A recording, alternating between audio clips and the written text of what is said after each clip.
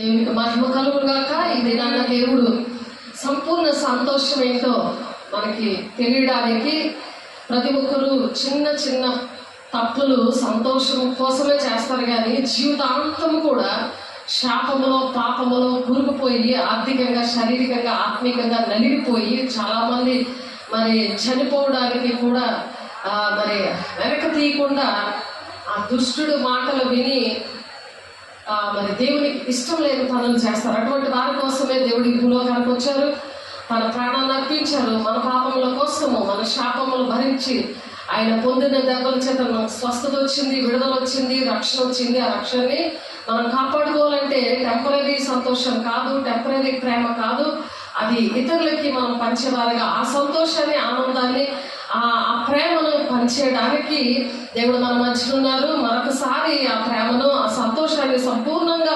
అందించడానికి దేవుని ఆరాధిద్దాము. మరి అనేక మందికి మనం పొందుకున్న ప్రేమ, సంపూర్ణమైన సంతోషము ఇతరులకి ఆ వెలుగును ప్రకాశింపచేయడానికి దేవుడిని ఆరాధిద్దాము. ప్రతి ఒక్కరు దేవుని ఆత్మని పొందుకోండి, దేవుని మహిమపరచండి. దేవుని ఆత్మని ఎందుకు ఇస్తాడంటే అనేక మందికి నువ్వు ప్రేమించడానికి, అనేక మందిని సంతోషపెట్టడానికి దేవుడు ఇస్తాడు. ఎవరిని సంతోషపెట్టాలి, ఎవరికి మరి ఏ విధంగా ఎవరితో ఎలా ఉండాలనే జ్ఞానము కూడా దేవుడు ఇస్తాడు. దేవుడు ఆ విధంగా తన ప్రాణాన్ని పెట్టాడు. కాబట్టి దేవుని మహిమ పరుద్దాము. ఆయన మధ్యలో మన మధ్యలో ఉన్నారు. నా సన్నిధిలో నీ సన్నిధిలో నా మాటలు ఉన్నాయని చెప్తున్నాడు. ఆయన మాట్లాడే దేవుడు మన మధ్య ఉన్నారు కాబట్టి ఆయన ఏం మాట్లాడతారో అవి సరి చేసుకోవడానికి మరి ఆరాధించినప్పుడు నూరంతలుగా ఫలవంతంగా మన జీవితాలు ఉంటాయి ఆ వాక్యము వలన సరి చేసుకోవడం ద్వారా. కాబట్టి దేవుని ఆరాధిద్దాము, మహిమపరచుకుందాము.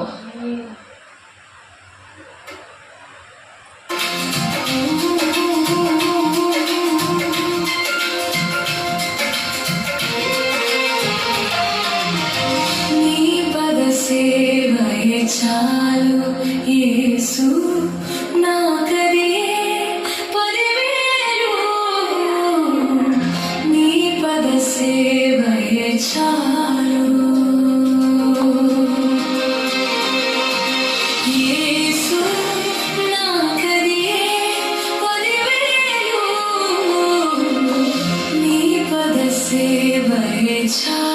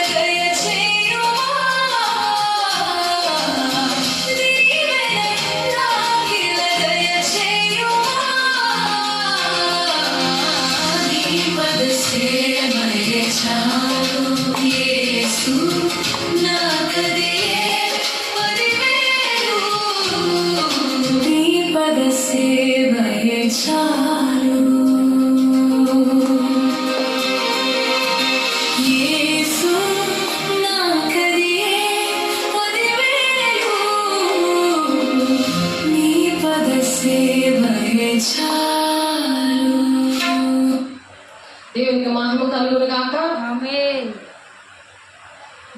దేవుని యొక్క అభిషేకం ఏం చేస్తుందంటే ఆయన పాదసేవ చేయడానికి. పాదసేవ అంటే ఏంటంటే ప్రజలు ప్రేమించడం. ఆయన 2 ఆజ్ఞలు ఇచ్చారు. ఆయన 2 ఆజ్ఞలు కూడా పాటించడం అన్నమాట. ఆ పాటించినప్పుడు దేవుడు కొన్ని కార్యాలు చేస్తారు. అవన్నీ వివరించి చెప్పడం. ఆ కార్యాలు మనం ఎప్పుడైతే దేవుని యొక్క అభిషేకం ఎందుకు తీసుకుంటారంటే దేవుని పాద సేవ చేయడానికి. అంటే దేవుని యొక్క పాదాల దగ్గర మనము వాక్యాన్ని ధ్యానించినప్పుడు దేవుడు ఏం చేస్తారంటే ఆయన ఆజ్ఞలు పాటించే వారిగా చేస్తారు. ఆయన ఆజ్ఞలు అర్థమయ్యేలాగా చేస్తారు. ఆయన ఆజ్ఞలు పాటించడం అంటే ఏంటంటే ఆయన ప్రేమించడం అన్నమాట. ప్రేమించడం పాదాల దగ్గరే కదా కూర్చుంటారు. ఆయన పాదాలు అంటే మనకి ఇష్టమా కాదా? ఆయన ఇష్టమైనప్పుడు ఆయన ప్రేమించాలి. ప్రేమించడం అంటే ముద్దులు పెట్టుకునేది కాదు. తల కింద బైబిల్ పెట్టుకోవడం, ఫోటోలకు ముద్దులు పెట్టడము అవి కాదు. కానీ క్రియల ద్వారా చేయాలి. మొత్తం 22వ అధ్యాయంలో ఉన్నది. మీకు చాలాసార్లు చెప్పడం జరిగింది కానీ ఈరోజు చదివి చెప్పడానికి దేవుడు కృప చూపించున్నారు కాబట్టి దేవుడికి మహిమ కలుగును గాక. మత్తయి సువార్త 22వ అధ్యాయము 37వ వచనం అందరూ తీసి చూడండి. ఆన్లైన్లో ఉన్న బిడ్డలు, ఆఫ్లైన్లో ఉన్న బిడ్డలు తెలిసినదే కానీ మీరు దాన్ని పరిశీలించండి, ధ్యానించండి. అర్థమవుతుంది మీకు దేవుని ప్రేమ అంటే. ఆయన పాదాల దగ్గర ఉన్నప్పుడు ఏంటంటే ఆ వాక్య ధ్యానము, ఆ వాక్యం ధ్యానిస్తే, దేవుని స్తుతిస్తే, దేవునికి కోసము కొన్ని విషయాల్లో త్యాగం చేస్తే, నువ్వు అన్నీ కూడా నావి నావి అని దేవుణ్ణి గాయాలు రేపుతా ఉండి, దేవుడికి అవి కావాలి ఇవి కావాలని అన్నీ అడుగుతూ ఉండి, మళ్ళీ అవి పోగొట్టుకొని మళ్ళీ అడుగుతూ ఉండి, ఇదే జీవితం అయిపోయింది. కానీ దేవుడు భూసంబంధమైన వాటివి మన దగ్గర ఉండవు. అవి ఆయన మరి ఆ పేచీని భరించలేక ఇస్తాడు. కానీ అవి దేనికోసం నువ్వు వాడుతున్నావు? నువ్వు ఒక్క త్యాగమే చేసావా? దేవుడు త్యాగం చేయడం ఎలాగో నేర్పించాడు. ప్రేమించడం అంటే ఏంటి? త్యాగం చేయాలన్నమాట. ప్రేమలో ఒక త్యాగం ఉంటుంది. ఆ త్యాగాన్ని బట్టి ప్రేమిస్తారు. త్యాగం లేకుండా ప్రేమ అనేది తెలియదు అన్నమాట, మనిషికి తెలియదు. కాబట్టి దేవుడే ఈ భూలోకానికి వచ్చి ఆ ప్రేమ ఎలా ప్రేమించాలి, మనిషిని ఎదుటి వారిని ఎలా ప్రేమించాలి అనే విషయాల్లో ముందు దేవుడిని ప్రేమిస్తే దేవుని దగ్గర నుండి వస్తుంది ఆ అభిషేకం అనే ప్రేమ. దేవునికి మహిమ కలుగును గాక. ఆ త్యాగం అనేది దేవుని ఆత్మలో ఉంటుంది. మనం ప్రేమించలేము, మనం త్యాగం చేయలేము. కానీ అందుకని పిలుపు దర్శనం మీద సేవకులు రావాలి, అభిషేకం పొందుకొని రావాలి. అవేమీ లేకుండా, సాక్ష్యం లేకుండా వచ్చి శాస్త్రులు పరిశీలన అలా వచ్చారు, సేవ చేశారు, కానీ దేవుని సిలిపేశారు. అలాగే ఈ జనులు కూడా, ఇప్పుడున్న జనులు కూడా సంతోషం లేకుండా, దేవుడు కూడా ఏం దేవుళ్ళే, ఎక్కడున్నాళ్లే, ఏం చేస్తున్నాళ్లే, మాకు ఇలాగ అవ్వింది అనుకోని అనుకుంటున్నారు. అలా అనుకుంటున్నారు. ఇశ్రాయేలు ప్రజల్లాగా గ్రహించలేదు కూడా వారు గ్రహించకుండానే ఉన్నారు. కాబట్టి అలాగా మనం ఉండకుండా ఉండడానికి దేవుడు ఈరోజు మంచి కృపను, దేవుని ప్రేమ అంటే ఏంటి, ఆయన వాక్యాన్ని ధ్యానించాలి, మరి ఆయన రాజ్యాన్ని ప్రకటించాలి. ఆయన పాదం దగ్గర కూర్చుంటే దేవుని ప్రేమ, ఆయన ఆజ్ఞలు గైకుంటారు ఫస్ట్గా. తర్వాత ఆయన ఆజ్ఞలు గైకుంటే దేవుడు ఆయన రాజ్యాన్ని ప్రకటించి కృపనిస్తారు వాళ్ళకి. దేవుని రాజ్యాన్ని అంటే ఈ హలోకంలో మనం ఉండము కాబట్టి ఇక్కడ కొన్ని త్యాగాలు చేయాలి, దేవుని ఆ విధంగా ప్రేమించాలి అని చెప్పి వాళ్ళ సాక్ష్యము, వాళ్ళు ఎలాగైతే త్యాగం చేశారో, వాళ్ళు ఎలాగైతే ప్రేమించారో, ఎలాగైతే సమర్పించుకున్నారో, ఏ విధంగా దేవుని ప్రేమించారో, ఇరుగు పొరుగు వారిని ప్రేమించారో, ఆ రెండు ఆజ్ఞలు కూడా అలా ప్రేమించినప్పుడు ఆయన మనలో నివసిస్తాడు అనమాట. వచ్చి వెళ్ళిపోడు దేవుడు. ఏంటంటే వచ్చి వెళ్ళిపోయిన దేవుడు కాదు. ఎందుకంటే నీకు అటువంటి ప్రేమ లేనప్పుడు, అటువంటి దేవుని యొక్క త్యాగం లేనప్పుడు, అటువంటి ఓర్పు అనేది లేకపోతే, సహనము లేకపోతే, సహనాన్ని నువ్వు ధరించుకోలేనప్పుడు ఆ దీవెనలు నీకు రావు. ఒట్టిని టెంపరీగా ఉంటాయి.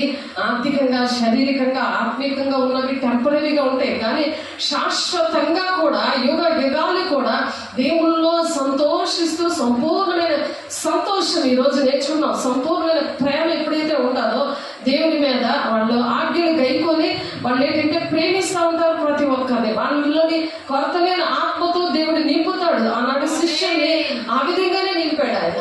ప్రతిదీ కూడా విడిచిపెట్టి వచ్చారు, వాళ్ళు త్యాగం చేశారు. చీకటికి వెలుగుని, చీకటిని వేరుపరచడం ఉంది ఆది కాండంలో.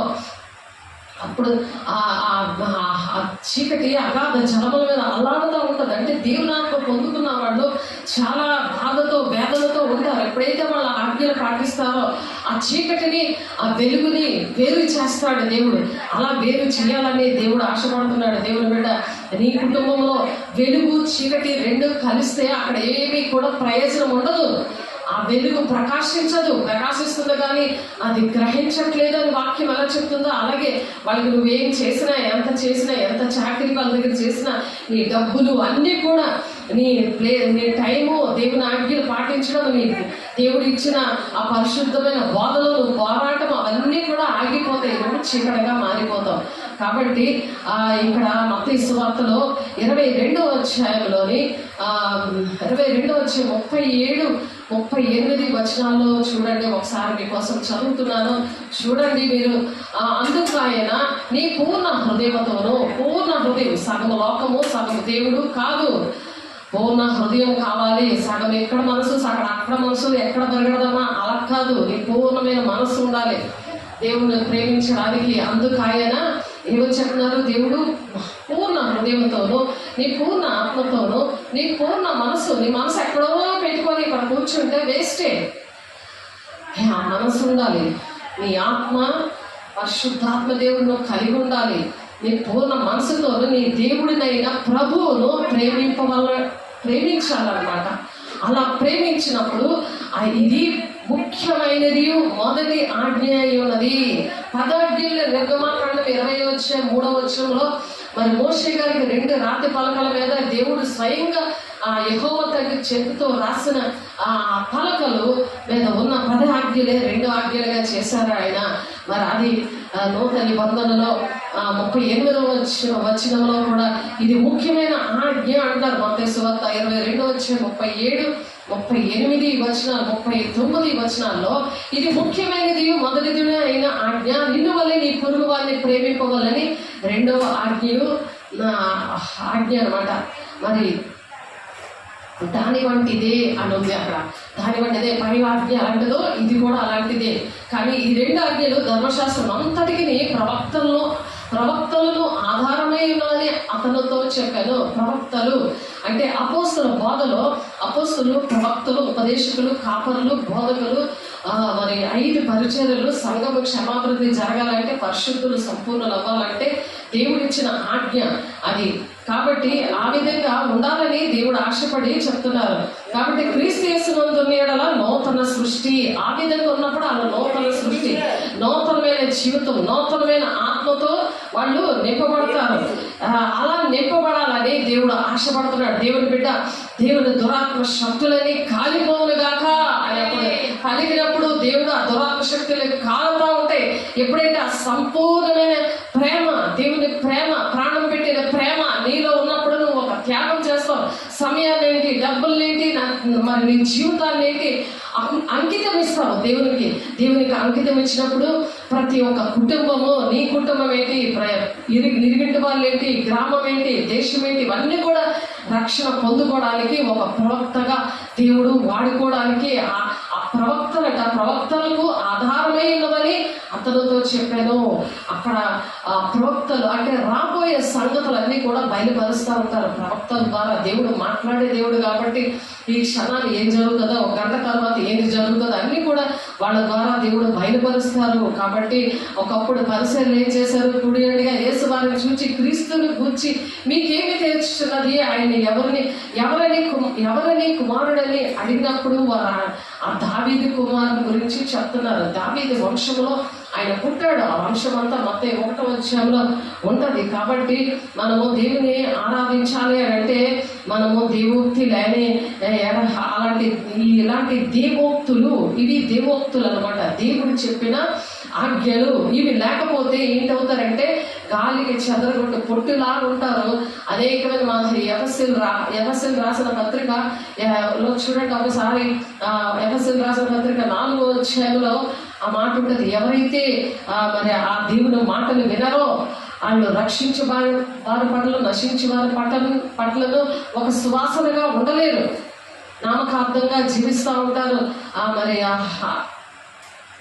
నామకార్థంగా జీవిస్తూ మరి దేవుని మాటలు, దేవుని ఆజ్ఞలు వారికి అర్థం కాకుండా దేవుని సంపూర్ణతలో, పరిశుద్ధతలోనూ ఉన్నామని భ్రమలో ఉంటారు. కానీ సంపూర్ణంగా ఉండలేనందుకు సంపూర్ణమైన సంతోషం ఉండదు, వాళ్ళ సంపూర్ణమైన ప్రేమ ఉండదు.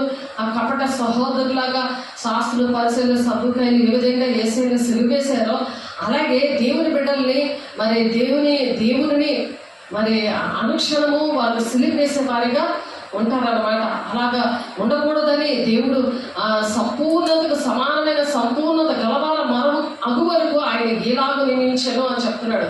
సంపూర్ణతకు, క్రీస్తుకు కలిగిన సంపూర్ణత, క్రీస్తుకి ఏదైతే సంపూర్ణత ఉందో అదే సమానమైన సంపూర్ణత అవుదామా లేదా? దేవుడు ఏం చెప్తున్నారు, దేవుడు ఎలా ఉన్నాడో అలాగ నువ్వు ఈ ప్రజలకు ఉండాలి. దేవుడు పరలోక రాజ్యంలో ఉన్నాడు, ఆయన అక్కడ అంతా చూసుకుంటున్నాడు. మనకి పరిశుద్ధులుగా ఆయన మనల్ని తన ప్రాణాన్ని పెట్టి మనం పరిశుద్ధులుగా చేసి పరిశుద్ధులకు ఒక్కసారి అప్పచెప్పబడ్డ బోధలో పోరాడుతున్నప్పుడు ఓర్పు, సహనము ఇవన్నీ కూడా మనం ధరించుకోవాలి. దేవునికి ఆ జ్ఞానముతో నింపబడాలి అంటే క్రీస్తునకు కలిగిన సంపూర్ణతకు సమానమైన సంపూర్ణత గలవార మగ వరకు ఆయన ఇలాగ నియమించాడు అనమాట. ఆ నియమాలు అది ఒక్కొక్కరు ఒక్కొక్క విధంగా నియమిస్తాడు. ఎప్పుడైతే నువ్వు దేవునాజ్ఞలు పాటిస్తావో, దేవుని సంపూర్ణంగా ప్రేమిస్తావో, పరిపూర్ణమైన ప్రేమను ప్రేమిస్తావో అప్పుడు ఆ పరిశుద్ధులు సంపూర్ణులు అవ్వాలంటే, క్రీస్తు శరీరం క్షేమాభివృద్ధి జరగాలంటే, పరిచర్య ధర్మం జరగాలంటే ఆయన పరిచర్యకి పిలుచుకుంటాడు, అందుకు అభిషేకం ఇస్తాడు. అది పరిచర్య ధర్మం నువ్వు చూడము, దేవునాజ్ఞలు పాటించు, నీకు అభిషేకం ఎలా వస్తుంది ఆలోచించండి. పరిశుద్ధాత్మ దేవుడు నీ మీద చేతులేసి ప్రార్థన చేసినా రాదు. అనేక మందికి నేను చూశాను, నా అనుభవంలో ఉంది, అనేకమైన అనుభవంలో కూడా ఉంది. ఆనాడు అరుణరాజు గారు ప్రార్థన చేసినా ఎవరికి కూడా అభిషేకం రాలేదు. కొంతమంది అభిషేకం పొందుకున్నారు. హిజ్కియా ఫ్రాన్సిస్ గారు అభిషేకించిన కొంతమంది అభిషేకం పొందుకుంటుంటారు. ఆయన చెప్తుంటే కొంతమందికి అర్థం ఉంటుంటుంది. అలాగే మరి ఇక్కడ వరప్రసాద్ గారు అక్కడే విరాక సంఘంలోనే మరి అలాంటి సంఘం నుంచి అగ్నిలా మండుతున్న సంఘాలు ఉన్నాయి కొన్ని. కాబట్టి వాళ్ళు పరిశుద్ధులు సంపూర్ణలు అవ్వాలంటే, క్రీస్తు శరీరం క్షేమాభివృద్ధి జరగాలి అంటే, పరిచర్య ధర్మం జరగాలంటే ఆయన కొందరిని అపోస్తులుగా నిర్ణయించాడు, ప్రవక్తలుగా నిర్ణయించాడు, మరి కొందరు సువార్థికులుగా నియమించాడు, కొంతమంది కాపర్లుగా నియమించాడు. సంఘం అనే శరీరము దేవుని యొక్క శరీరం, అది ఆయన శిరస్సుగా ఉన్నాడు. ఆయన శరీరంలో అవయవాలుగా అలాగా నిర్ణయించుకోవడం ఇష్టమా కాదా మీకు? అప్పుడు సంపూర్ణమైన సంతోషం ఉంటుంది. అప్పుడు కొరతలేని ఆత్మతో దేవుడు మిమ్మల్ని నింపుతాడు. నీ ఆత్మతో నింపబడి నువ్వేమనుకుంటున్నావు, నీ రాజ్యాన్ని కట్టుకుందాం అనుకుంటున్నావు. శాంసన్ లాగా, సొలొమోన్ లాగా అలా కట్టుకుంటే కుదరదు. అది శాపం కింద మారుతుంది. నీకు అభిషేకం కావాలంటే, అభిషేకం లేకుండా దేవుని రాజ్యానికి వెళ్ళలేరు అంటే ఆత్మ లేనివాడు నావాడు కాడు అని. అందుకే రోమా 8:9 ప్రాక్టికల్గా అనుభవించి పౌలు గారు చెప్పాడు ఆ మాట. కాబట్టి నేను క్రీస్తుని పోలి నడుస్తున్నాను, మీరు నన్ను పోలి నడవండి అని ఈ మాటలు రాశాడు ఆయనే. కాబట్టి అందువలన మనమిక మీదగా పసిపిల్లలుగా ఉండి మనుషుల మాయాపాయముల చేత వంచనతోనూ తప్పు మార్గముకులకు కుయుక్తితోనూ గాలికి కొట్టుకొని పోవునట్లు కల్పింపబడిన ప్రతి ఉపదేశముకు ఇటు అటు కొట్టుకొని పోవచ్చు, అలల చేత ఎగురుగొట్టబడిన వారమై ఉండక గాలికి కొట్టుకుపోతారు. అందుకే గాలి వచ్చిందిరా అంటే అంతే దెయ్యం వస్తుంది అన్నమాట. అల్లోకి గాలిగాడు వచ్చాడు అంటారు, నీకు ఎక్కడ కూడా నీకు స్థిరపడదు. అందుకే నీకు సంపూర్ణమైన సంతోషం ఉండదు. దేవుని ప్రేమ, సంతోషమైన ప్రేమ నీకు లభించదు. అందుకే నీలో ఉండదు అనమాట. నువ్వు ఎవరిని ప్రేమించలేవు.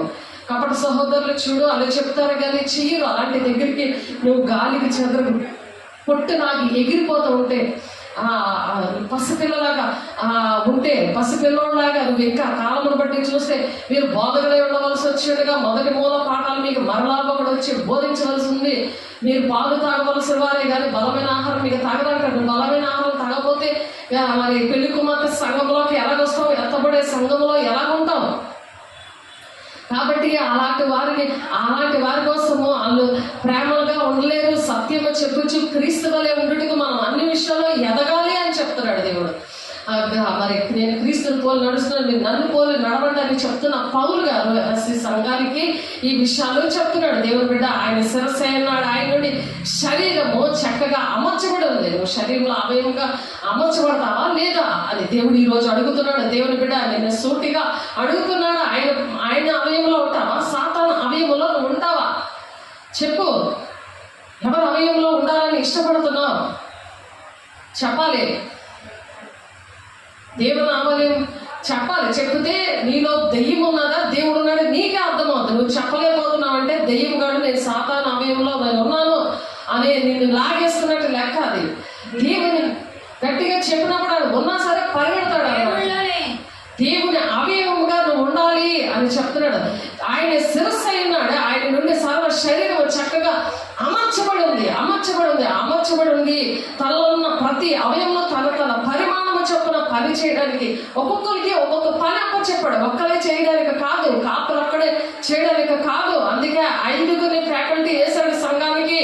ఎఫ్ఎస్సి 4:13 నాకు 1999లో అనేక మంది 1000 జనాలకు పైన ఉన్నారు. 2000 మంది జనము. అది జనవరి నెలలో మరి సంక్రాంతి సీజన్లో అక్కడ 5 రోజులు సెలవులు ఇస్తే మరి 2 గంటలు మరి ఏ బ్యాచ్ బి బ్యాచ్ 2 గంటలు అలాగా కంటిన్యూగా 5 రోజులు ప్రార్థన.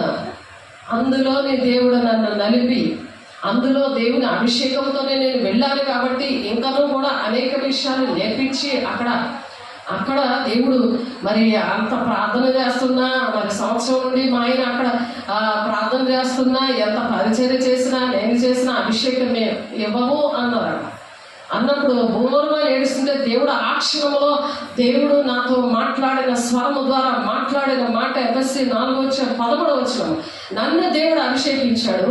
అక్కడ అభిషేకించి అక్కడ కల్లూరయ్య గారు వెంటనే ఈ వాక్యము వెంటనే ఎఫ్ఎస్సి 4:13 ఏంటంటే సువార్తకి అభిషేకించారా చూడండి వాక్యం అని వెంటనే అతనికి తీసి చూపించినప్పుడు వెంటనే ఆయన అభిషేకించాడు. మా ఆయనకి సువార్త పిలుపు దేవుడు ఇచ్చాడు, నాకు ప్రవక్త పిలుపు ఇచ్చాడు. పాస్టర్గా ఉండడానికి, కాపరిగా ఉండడానికి దేవుడు అక్కడ నుండి ఈనాడు వరకు కూడా 26 సంవత్సరాలు దేవుడు ఆత్మీయ పిల్లలందరూ కూడా ఈ ప్రవచనాలు, దర్శనాలు, సువార్థికులుగా, ప్రవక్తలుగా, ఉపదేశకులుగా, కాపరులుగా, బోధకులుగా తయారయ్యారు. దేవునికి మహిమ కలుగును గాక వాళ్ళు ఆ పనులు చేశారు. అందుకే మెసేజ్లో మధ్య వాక్యం తగ్గట్టుగా సాక్ష్యం వస్తూ ఉంటుంది.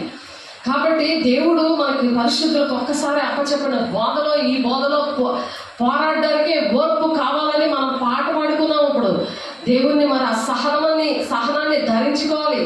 దేవుని రాజ్యాన్ని ఆ విధంగా ప్రకటించాలని దేవునికి అదే 10,000 మనకి అనుక్షణము కూడా దేవుడు అలాగా ధనవంతులుగా చేస్తాడు. 2 రొట్టెలు 5 చేపలు ఇచ్చిన ఆ చట్టి బిడ్డని ఆ విధంగానే చేశాడు. అవి 12 గంపలు మిగిలినప్పుడు ఆ బిడ్డ చంటి బిడ్డ ఇంటికి మరి శిష్యు గంపలెత్తుకొని మరి వాళ్ళ ఇంటికే పంపిస్తాడు అవన్నీ కూడా దేవుడు. కాబట్టి మన ఇంటికి ధనము అనేది ఏదైనా ఆరోగ్యమైనా మరి ఆశీర్వాదమైన అదే నాకు చాలు, ఆ దీవెన నాకు దయచేయు అని చెప్పి ఆ సాతాను ఎదిరించినప్పుడు నువ్వు దేవునికి లోబడి సాతాన్ని ఎదిరిస్తూ ఉండాలి. ఈ తప్పుడు బోధలకి ఎదిరిస్తూ ఉండాలి, నామకార్థమైన జీవితాన్ని ఎదిరిస్తూ ఉండాలి. ఆ సాతానుడు అభిషేకం లేకుండా చెప్తున్న మాటలు మరి అక్కడికి కల్పనా కథలు దురదజీవులు గలవారు అని చెప్పే వాక్యం ఉంది. కాబట్టి ఏ ఆత్మ మీరు పరీక్షించుకోమని వాక్యం చెప్తుంది. 1 యోహాను 4:1 పరీక్షించకుండా మరి ఆయన శిరస్సై ఉన్నాడా లేదా ఈ సంఘానికి అని పరీక్షించుకోకుండా మరి ఆయన నుండి సర్వశరీరం చక్కగా అమర్చబడి ఉందా, తనలో ఉన్న ప్రతి అవయవం తన పరిమాణం చొప్పున పని చేస్తున్నారా లేదా, అది ఈ పరిచర్య. ప్రవక్తలు, అపోస్తులు, ఉపదేశకులు, కాపురులు, బోధకులుగా ఈ పరిచర్య చేయమని దేవుడు ఇక్కడ పౌలు గారి ద్వారా ఎఫెసీ సంఘానికి చెప్తున్న దేవుడు ఈ దినాన్ని మరలా చెప్తున్నాడు. దేవునికి మహిమ కలుగును గాక. కాబట్టి అన్యజనులు నడుచుకున్నట్లు మీరు ఇక మీద నడుచుకోవాలని ప్రభువు నందు నేను సాక్ష్యం చెప్తున్నాను. పౌలు గారు ఆనాడు సాక్ష్యం ఎలా చెప్తున్నారు? ఆనాడు దేవుడు నాతో మాట్లాడిన దేవుడు, ఆ పిలుపు దర్శనం మీద పిలుచుకున్న దేవుడు నన్ను కూడా సాక్షిగా భూదిగంతములకు సాక్షిగా ఉండడానికి అపోస్తులు 1:8 ప్రకారము నన్ను నిలబెట్టుకున్నాడు. దేవునికి మహిమ కలుగును గాక. కాబట్టి చాలా మంది ఎలా ఉంటారంటే అంధకారమైన మనసు గలవారే తమ హృదయ కాఠిన్యం వల్ల తమలో ఉన్న అజ్ఞానం చేత దేవుని వల్ల కలుగు జీవంలో నుండి వేరుపరచబడతారు. ఆయన జీవమై ఉన్నాడు కదా. జీవజల బొగ్గలుగా మనల్ని జీవజగ నదిగా మనల్ని ప్రవహింపచేసేలాగా చేశారని యోహాను సువార్త 7:37-38 ఉంది. చూడండి, ఒకసారి చూడండి. అలాగే మనం ఉండాలని దేవుడు ఆశపడి దేవుని బిడ్డ చెప్తున్నారు. ఇది అది ప్రాక్టికల్గా థియరికల్గా దేవుడు నాకు నేర్పించాడు. నా జీవితాన్ని అంకితం చేసినప్పుడు మరి డాక్టరేట్లో మరి ఉద్యోగం ₹1,00,000 పైన ఉంటుంది ఇప్పుడు జీతం. అయితే అప్పుడు 40,000, అప్పుడు 99లో ఆ టైంలో. కానీ ఇప్పుడు లక్షకు పైన ఉంటుంది. అవన్నీ కూడా కుటుంబాన్ని పక్కన పెట్టించి చీకటికి వెలుగుకి వేరుపరిచాడు. ఆ విధంగా దేవునికి మహిమ కలుగును గాక. త్యాగం చేస్తావా? దేవుని సమర్పించుకుంటావా? సంపూర్ణమైన సంతోషం వస్తుంది. దేవుని ఆజ్ఞలు పాటించగలవు. చేసేవాడు దేవుడే. ఆయన ప్రేమించినప్పుడు నువ్వు ఆటోమేటిక్గా దేవుని ఆజ్ఞలు పాటిస్తావు. నీకు ధనాపేక్ష ఉండదు, నీకు సామర్థ్యం ఉండదు, సుఖానుభవంతో వారు భక్తి కలిగి ఉండే వారు దాని శక్తిని ఆశ్రయించుకుంటున్నారు అని వాక్యము. కాబట్టి అంచు దినాల్లో అనేకుల ప్రేమ అక్రమం విస్తరించడం చేత అనేకులైన ప్రేమ చల్లారిపోతుంది అని చెప్తున్నాడు. ఆ చల్లారిపోదు. నీకు దేవుని ప్రేమ, మనుషుల మీద నీకు ప్రేమ వెళ్ళిపోతుందా? దుష్టుడిని నేను ఎదిరించవా? దుష్టుడికి లోపడిపోతావా? దేవుని మాటలు లోపడు. దుష్టుని ఎదిరించు, నీ అద్దు నుండి పారిపోతాడు అంటున్నాడు. యాకోబు 4:7 ఆమేన్. యోహాను సువార్త 7 చూడండి, దేవుడు ఎంత చక్కటి మాట దేవుడు చెప్తున్నారు. ఎప్పుడైతే దేవుడిని నీవు లోపడతావో, దేవుని మాటలు గ్రహిస్తావో, తండ్రి చిత్తం ఏంటో నీ పట్ల నెరవేర్చడానికి, దేవా నేను నీ పాదాల దగ్గర నేను గోజాడుతున్నానయ్యా అని దేవుని పాదాల చెంతకి వస్తావో, దేవుని అడుగుతావో, దేవుడితో ఎక్కువగా సవాసం చేస్తావో, అప్పుడు దేవుడు నిన్ను ఏ విధంగా వాడుకుంటాడంటే, ఆ పండుగలో మహాదేవమైన అంచెదినమున యేసు నిలిచి ఎవడైనాను దప్పికొన్న ఎడల నా ఎద్దకు వచ్చి దప్పి తీర్చుకొనవలను. దేవుని పాదాల దగ్గరే నువ్వు దప్పిక తీర్చుకుంటావు. ఈ దాహము ఎవరిది? ఇది దేవుని యొక్క అభిషేకము. దేవుని పిల్లలను రక్షించాలని దేవుని ఎలాగైతే ప్రాణం పెట్టాడో అటువంటి దాహం అన్నమాట. అటువంటి దాహము గుణాలని 7 మాటల్లో ఒక మాట చెప్పాడు కదా. అవి మనము జీవితాంతం గుర్తు పెట్టుకోవలసినవి. ఎవరైనా చనిపోయినప్పుడు వాళ్ళు ఆస్తి ఇస్తారు, వాళ్ళ విల్లామని ఎవరి పేరు మీద రాస్తారు అని ఆలోచిస్తూ ఉంటారు. కానీ అది ఎందుకు పనికిరావు. అవి ఇహలోకంలో ఉంటాయి. వాళ్ళ దెయ్యాలు కూడా మీ దగ్గరికి వస్తాయి. అది కానీ నువ్వు అభిషేకించి పట్టుకున్నావు అనుకో, అది బంగారము. దేవుని పనికి నువ్వు వాడేవనుకో, అది చాలా శ్రేష్టంగా ఉంటుంది. నీకు ఎంతో ఆశీర్వాదకరం ఉంటుంది. నా యందు విశ్వాసం ఉంచి వాడెవడో లేఖనము చెప్పినట్లు వాడి కడుపులో నుండి జీవజల నదులు పారుతూ ఉంటాయి. ఆ జీవజల నదులు పారుతూ ఉంటే నువ్వు ఎక్కడికి వెళితే అక్కడ నదులు పారుతూ ఉంటాయి. అక్కడ నువ్వు ఆ బాటలు మోతిప్పుతావు, అది పొంగుతుంది. ఇప్పుడు చూడండి, అది స్ప్రైట్ కానీ కోకోకోలా కానీ ఏదైనా దాన్ని ఎలా మోతప్పగానే ఎలా పారుతుంది. అది ఎలా వచ్చేస్తుంది? నువ్వు ఆపగలవా? అలాగ వస్తుంది జీవజల నది. ఏమే ఆమె తన యందు విశ్వాసం ఉంచేవాడు నా ఆత్మల గురించి ఆయన ఈ మాటలు చెప్తున్నారు. ఎవరైతే విశ్వాసం ఉంచుతారో, దేవుని మీద విశ్వాసం ఉంచుతారో, నువ్వు సాతాను మీద విశ్వాసం ఉంచుతావు, నీకు అవిశ్వాసం ఉంటుంది. ఆ దేవుడి దగ్గరికి వెళ్ళినా ఏమీ జరగదు, దేవుడికి ఏమి ఇచ్చినా ఏమీ జరగదు ఇది అని ఆ వాడు చెప్తుంటాడు. నువ్వు కరెక్ట్గా లేనప్పుడు ఏవి నీకు ఏది ఫలించదు. విత్తనము చస్తేనే కానీ అది ఫలించదని ఉంది కదా వాక్యము. నువ్వు పాపం విషయంలో చచ్చిపోవాలి, శరీరానుసారమైన నియమం నీలో చచ్చిపోవాలి. మరి 7వ అధ్యాయంలో మనం నేర్చుకున్నాం కదా, రోమ 7వ అధ్యాయంలో ఇట్టి మరణము నుండి నన్ను ఎవరు విడిపిస్తారో అని ఉంది. అక్కడ 25వ వచనంలో 25వ వచనంలో చూడండి ఒకసారి. 25వ వచనంలో 25వ వచనంలో ఉంటుంది రోమపత్రిక 7వ అధ్యాయము 25వ వచనంలో దేవుని మనస్సుతో వాళ్ళు ఏంటంటే పాపం నియమానికి లోబడిపోతున్నారు. దేవుని విషయంలో నా మనస్సులో చూడండి రోమపత్రిక 7వ అధ్యాయము రోమపత్రిక 7వ అధ్యాయము రోమపత్రిక చూడండి ఒకసారి. రోమపత్రిక 7వ అధ్యాయము 25వ వచనం ఒకసారి చూడండి. రోమపత్రిక 7వ అధ్యాయము 25వ వచనము ఎలా ఉందంట? మన ప్రభు యేసుక్రీస్తు ద్వారా దేవునికి కృతజ్ఞతలు చెల్లించుచున్నాను. అందరూ చెల్లిస్తారు ఇలాగే, కానీ పౌలు యొక్క అనుభవం చెప్తున్నాడు ఇక్కడ. కాగా మనసు విషయంలో నేను దైవ నియమానికి, మనసు విషయంలో మనసు అయితే దేవుని దైవ నియమానికి లోబడుతుందంట, శరీర విషయంలో అయితే పాప నియమానికి లోబడుతున్నాడంట. ఎంత దారుణం అది! అలా ఉన్నారు ప్రజలు. ఎందుకు అలా ఉన్నారు? మనసు విషయంలో దైవ నియమము, మరి శరీర విషయంలోకి వస్తే పాప నియమం అనమాట. పాపం చేస్తుంది శరీరం, ఏం చేస్తుంది? పాపం చేస్తుంది. శరీరము ఆత్మ రెండు కూడా పరిశుద్ధపరచబడాలంటే నా యందు విశ్వాసం ఉంచేవాడు ఎవడో లేఖనము చెప్పినట్లు వాడు కడుపులో నుండి జీవజల నదులు పారును అని బిగ్గరగా చెప్తున్నాడు అక్కడ దేవుడు. నా యందు విశ్వాసం ఉంచేవారు పొందము ఆత్మల గురించి ఆయన ఈ మాట చెప్తున్నాడు. విశ్వాసం ఎవరికైతే ఉంటుందో అటువంటి త్యాగం ఎవరైతే చేస్తారో, ఎవరైతే అటువంటివన్నీ గ్రహిస్తూ ఉంటారు, ఏంటి నేను శరీర విషయంగా పాపం చేస్తున్నాను, సాతాను కూడా నా ఒంట్లో కలుస్తాడు, రక్తం నాలోకి వెళ్తే నేను చాలా ఆనందిస్తున్నాను అని అనుకుంటాడు. దేవుడు రక్తము పైన రాసుకుంటారు, లోపల మాత్రం సాతాను గడ రక్తం వెళ్ళాలి. ఆ జీవజల నదులు కడుపులో నుంచి రాకూడదు, సాతాను గడ రక్తం వెళ్ళాలని ఆలోచిస్తూ ఉంటాడు. ఒకసారి ఆలోచించండి, పరిశుద్ధత లేనిదే దేవుడిని చూడలేరు. కాబట్టి తన యందు విశ్వాసం ఉంచేవారు పొందబోవు ఆత్మను గూర్చి ఆయన ఈ మాట చెప్పాను. యేసు ఇంకనూ మహిమపరచబడలేదు కనుక ఆత్మ ఇంకనూ ఉండలేదు. దేవుడు ఇంకా మహిమపరచబడలేదు, నన్ను అంటుకోవద్దు, నేను తండ్రి దగ్గరికి వెళ్ళి రాలేదు అని మగ్దలేని మరియ చెప్తాడు కదా. ఫస్ట్ మగ్దలేని మరియ చూస్తుంది.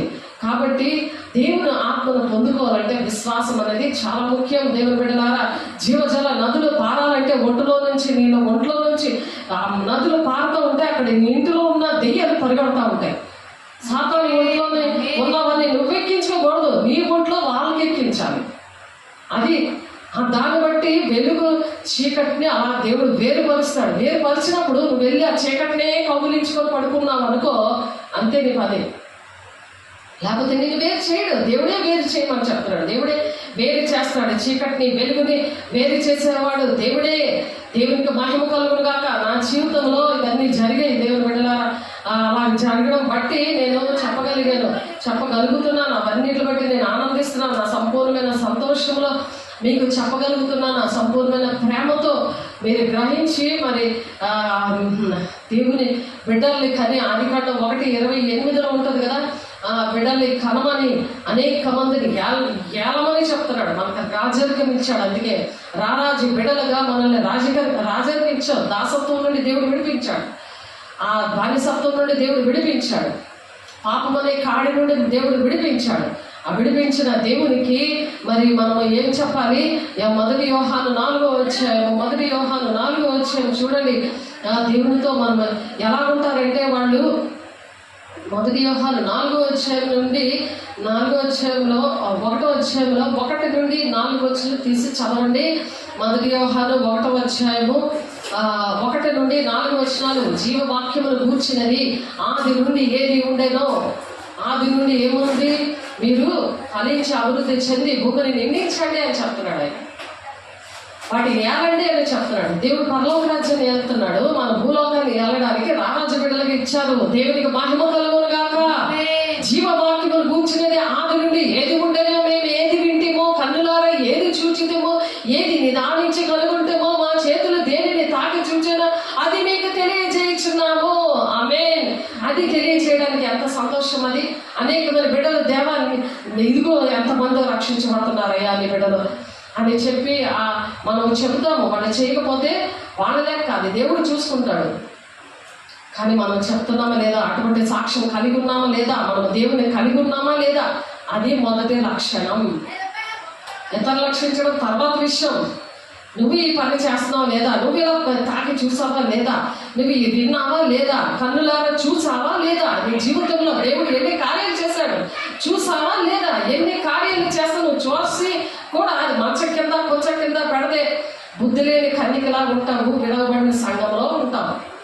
దేవునికి మహిమ కలుగుగాక. మా చేతులు దేన్ని తాకి చూశాయో అది మీకు తెలియజేయుచున్నాము. ఆ జీవం ప్రత్యక్షమయ్యను. ఆ జీవమే ప్రత్యక్షపరచబడుతుంది ఆ మనుషుల. దాన్ని సంపూర్ణ సంతోషం అంటారు. దేవుని ప్రేమిస్తున్నప్పుడు దేవుని యొక్క జీవజల బొగ్గలు నదిలు పారుతూ ఉంటాయని వాక్యం చెప్తున్నది కదా. ఇక్కడ జీవజల తన ఎంత విశ్వాసం ఉంచి వారు పొందబో ఆత్మల గురించి కనుక ఆత్మ ఇంకనూ అనుగ్రహించబడలేదని చెప్తున్న దేవుడు మేడగదిలో అనుభవాన్ని ఇచ్చాడు. 50వ రోజున దేవుడు మరి పునరుత్థానుడైన ఆ రోజు పెంతెకొస్తు దినము రోజున ఆ 50వ రోజు దేవుడు పునరుత్థానం అయ్యాడు. అక్కడ అప్పుడు ఆరోహణం అయ్యాడు. ఏ విధంగా ఆరోహణం అయ్యాడో ఆ విధంగానే మళ్ళీ గర్జించి సింహంలాగా రావడానికి దేవుడు ఇష్టపడుతున్నాడు. కాబట్టి సంగమా నువ్వు సిద్ధపడుతున్నావా? దేవుని బిడ్డ నువ్వు సంఘంలో సార్వత్రిక సంగమా, స్థానిక సంగమా నువ్వు సిద్ధపడుతున్నావా అని దేవుడు అడుగుతున్నాడు. ఆ జీవము ప్రత్యక్షమైందా నీకు? తండ్రి యొద్ద ఉండి మాకు ప్రత్యక్షమైన ఆ నిత్య జీవము మేము చూచి జీవము గురించి మేము సాక్ష్యం చెప్తున్నాం. నువ్వు అటువంటి సాక్ష్యం చెప్పగలుగుతున్నావా? అటువంటి సంతోషం నువ్వు కలిగి ఉన్నావా? నాకు ఆ జీవం ఇచ్చాడు, నేను మరణంలో లేను, నా పాపములన్నీ కూడా దేవుడు మరణం చెంది అందులో కప్పెట్టేశాడు, తిరిగి లేచావా? లేవు తేజరిల్లు అంటే లెగిస్తున్నావా? నీ మీద వెలుగు ఉదయించిందంటే నువ్వు లెగిస్తున్నావా? నీకు అంత క్లియర్గా చెప్తుంటే వింటున్నావా? తిరుగుబాటు చేసే స్వభావం నువ్వు ఎప్పుడైతే దేవుని మాట వినవో ఆ తిరుగుబాటు ద్వారా నీ అభిషేకం పోగొట్టుకుంటున్నావు. ఒక నాణ్యం ఉన్నవాడు ఏం చేశాడు? 10 అంతులు ఉన్న వాళ్ళకి ఇచ్చేశాడు. దేవుడిని చాలా దూషించాడు, వాదించాడు. మొత్తం 25వ అధ్యాయంలో ఉన్నది. అది సండే స్కూల్ టీచర్లు కథల్లాగా చెప్తారు, కానీ అందులో పరలోక రాజ్యం మర్మం అది. నువ్వు అలాగున్నావని నువ్వు గ్రహించాలి. ఈ దినాన్న నిత్య జీవం మేము చూచి ఆ జీవం గురించి సాక్ష్యం చెప్తున్నాం, దాన్ని మీకు తెలియపరుచున్నాం. ఆ నిత్య జీవం ఏంటో యువగాను మనం ఈ లోకంలో జీవిస్తాము అంటే అందరికీ పనికొస్తావు. నువ్వు మొత్తం కులం భేదం లేకుండా నువ్వు అందరికీ పనికొస్తావు. నేను సాక్ష్యం చెప్తున్నాను. నా దేవుడు నన్ను అలా నిలబెట్టుకున్నాడు. దేవుడికి మహిమ కలుగును గాక. పరిశుద్ధాత్మ దేవుడు మీ మీదకి వచ్చినప్పుడు శక్తివంతులు అవుతారు. మీరు యోదయ సమరయ దేశంలో అంతటా మీరు సాక్షులుగా ఉంటారంటున్నాడు. మనల్ని అలా సాక్షులుగా ఉంచాడు. ఇన్స్టాగ్రామ్లో మరి ఫేస్బుక్లో ఏంటి, స్టేటస్లో ఏంటి, యూట్యూబ్లో ఏంటి, దేవుడు సాక్షిగా నిలబెట్టుకున్నాడు. దేవుని బిడ్డ సర్వలోకానికి వెళ్ళి సర్వ సృష్టికి మీరు సువార్త ప్రకటించండి, నా మూలంగా మీరు బాప్తీసాలు ఇవ్వండి, నేను ఏ సంగతులు చెప్పానో అవే మీరు బోధించండి, అప్పుడు మీకు సదాకాలం నేను మీతో ఉంటానని చెప్పిన గొప్ప దేవుడితో మనము ఆ నిత్య జీవం అనేది గురించి సాక్ష్యం చెప్తూ దానినే మేము ప్రకటిస్తున్నాము. మన పాటలో మనం పాడము కదా, అదే 10,000 అని. అదే 10,000 ఆయన ప్రకటిస్తుంటే 10,000. అలాగా దేవుడు ఎంత ఐశ్వర్యస్తాడో, ధనగణతలు ఆయన చేతిలో ఉన్నాయి. ఆయన పోషిస్తాడు, ఆయన నడిపిస్తున్నాడు, ఆయన ప్రాణం పెట్టాడు, ఆయన జీవం ఒంట్లో ఉన్నప్పుడు ఆ జీవజాల బొగ్గలు నడిపిస్తున్నప్పుడు నువ్వు మనుషుల అమ్మటి కంటే రాజుల అమ్మటి కంటే యెహోవాను ఆశ్రయించాడు. మేలు నీకేమేలు కొద్దిమే ఉండదని ఎందుకు చెప్తున్నాడు దేవుడు? అవన్నీ మామూలు కలస పెట్టుకొని ఆ మాటలు మాట్లాడుకోవడానిక? క్రియలు జరుగుతున్నాయా నీ జీవితంలో? ఆ వాక్యం నీ పట్ల నెరవేరుతుందా లేదా అని నువ్వు గ్రహించాలి. అయ్యో నెరవేరట్లేదంటే సరి చేసుకోవాలి. మాతో కూడా మీకును సహవాసం కలుగునట్లు మేము చూచిన దాన్ని విన్నదాన్ని మీకు తెలియజేయుచున్నాము. మా సహవాసం అయితే తండ్రితో కూడాను ఆయన కుమారుడైన యేసుక్రీస్తుతో కూడాను ఉన్నది. మా సహవాసం ఎవరితో ఉంది? నువ్వు ఎంతసేపు సహవాసం చేస్తున్నావు దేవునితో, దేవుని సేవకులతో. అందుకే ప్రార్థన, సహవాసం, రొట్టె విరుచుట ఎడతెగగా ఉండమని దేవుడు అందుకే చెప్తున్నాడు. దేవుని బిడ్డ సహవాసం ఏం చేస్తుంది? శిష్యుడిగా మార్చింది. శిష్యుడిగా గుణాలు అందుకే వచ్చాయి. భూమిని తలకిందులు చేశారు వాళ్ళు. ఈ రోజు మనం ఎలా ఉన్నామంటే ఆ శిష్యులు తామగా వచ్చి మరి అనేక మంది కోసం ప్రాణం పెట్టి మరి దేవుడు మతం కులం భేదం లేక బ్రాహ్మణులనే ఆయన రక్షించుకున్నాడు, ఆయన రక్షించాడు. అలాంటి ఆ తోమ డౌట్ తోమ అంటే నేను వేలు పెట్టి చూస్తే కానీ నేను నమ్మను అన్నాడు. ప్రక్కలో వేలు పెట్టి చూస్తే కానీ, నేను ఆ గాయాల్లో వేలు పెట్టి చూస్తాను కానీ నేను నమ్మను. నువ్వు అవిశ్వాసం కాక విశ్వాసమే ఉందన్నాడు దేవుడు. రా నువ్వు చూడు అని చెప్పాడు. అలా నువ్వు ఛాలెంజ్గా ఉంటున్నావా? ఆ శిష్యుడు, అలాంటి శిష్యుడు వచ్చి మరి అలా ప్రాణాలు దిగించి మరి యోహాను గారు ఆయనతో పాటు ఉన్నాడు. అందరూ పరిగెత్తి పారిపోయి దాక్కున్నారు. దేవుని బిడ్డలారా అలా దాక్కునే బిడ్డగా పిరికి వారుగా ఉన్నారా? మరి ప్రకటన 21:8 మీకు తెలుసు కదా, ఫస్ట్ లిస్ట్ లో పిరికి వారు ఉన్నారు. దాని వెనకతలే ఉన్నారు మరి అబద్ధికులు, విగ్రహారాధికులు, వ్యభిచారులు, మరి అబద్ధములు ప్రేమించి జరిగించేవారు, మాట తప్పువారు, ఇలా అగ్నిగుండలో పడవేయబడతారు. మాంత్రికులు, కుక్కలు, ఇవన్నీ కూడా మరి అగ్నిగుండలో పడవేయబడతారు అని చెప్తుంది. ఇది 2వ మరణం. అంటే ముందు చనిపోయిన తర్వాత వాళ్ళ ఆత్మలన్నీ కూడా దేవుని న్యాయపీఠం ముందు లెక్కప్ప చెప్తారు. ధవల సింహాసనం దగ్గర లెక్కప్ప చెప్పవలసి ఉంటుంది. ప్రకటన 20వ అధ్యాయంలో ఉంది. ఆ మాటలన్నీ కూడా చదవండి. కాబట్టి అక్కడ లెక్కప్ప చెప్పడానికి అక్కడ దేవుడు ఇవన్నీ కూడా ఆ గ్రంథంలో ప్రతి దినము చేస్తున్నవన్నీ కూడా ఆయన గ్రంథంలో రాస్తాడు. ఆ గ్రంథము వేరొక గ్రంథము, జీవ గ్రంథము వేరొక గ్రంథము ఉందని ఉంది. ఆ వేరొక గ్రంథంలో ప్రతిదీ మనం ఏం చేస్తున్నాం అన్ని కూడా రాస్తాడు దేవుని బిడ్డ. కాబట్టి యెహోవా కళ్ళు మంచివారి ఏడలను చెడ్డవారి ఏడలను వాళ్ళు ఏం చేస్తారో వాళ్ళకి ఆ కళ్ళు చూస్తూ ఉంటే లోకమంతగా సంచారం చేస్తున్నారు. అందుకే దేవుడు చెప్తున్నారు, మనం భయం కలిగి భక్తి కలిగి ఉండాలి. మమ్మల్ని భయపెట్టేస్తున్నారండి అంటుంటారు. సాతాను కూడా అలాగా భయపడిపోడు. దేవుడు నీతిమంతులు సింహంలో ధైర్యంగా ఉంటారు. దేవుడికి మహిమ కలుగును గాక. భయం వస్తున్నట్టు దెయ్యం నీలో దూరిందని లెక్క. మన సంతోషము పరిపూర్ణ మగుటకే మేము ఈ సంగతులు వ్రాయిస్తున్నాము అంటున్నాడు. ఇక్కడ శిష్యుడైన యోహాను గారు ఏం రాస్తున్నాడు? మా సంతోషము పరిపూర్ణమైందంట. వాళ్ళు దేవుని తప్పు పనులు చేయరు. సంతోషము చిన్న సంతోషం కోసం సైతాను పనులన్నీ, పాపం పనులన్నీ చేస్తూ ఉంటారు. ఎవరు చూడట్లేదులే అని సాతానుడు చెప్తూ ఉంటాడు. కానీ నువ్వేమి చేస్తున్నావో, ఏ వీడియో కాల్స్ చేస్తున్నావో, ఎలాగ నువ్వు చూస్తున్నావో, ఏ విధంగా నువ్వు నీ ఆలోచనలు, తలంపులు, ఉద్దేశాలతో నువ్వు ఫోన్లో చేస్తున్నావో, ఏ విధంగా నువ్వు దేవునితో నువ్వు గడుపుతున్నావో, దేవుని మనిషితో మాట్లాడుతున్నావో, ప్రతిదీ కూడా దేవుడు చూస్తూ ఉంటాడు. ప్రసంగ 5:1 ఉంటుంది, నీ ప్రవర్తన జాగ్రత్త అంటున్నాడు. అక్కడ దేవుని సన్నిధిలో నీ ప్రవర్తన జాగ్రత్త. దేవుని బిడ్డల్లో దేవుని సన్నిధి ఉంటుంది, వాళ్ళతో నువ్వు జాగ్రత్తగా ఉండాలి.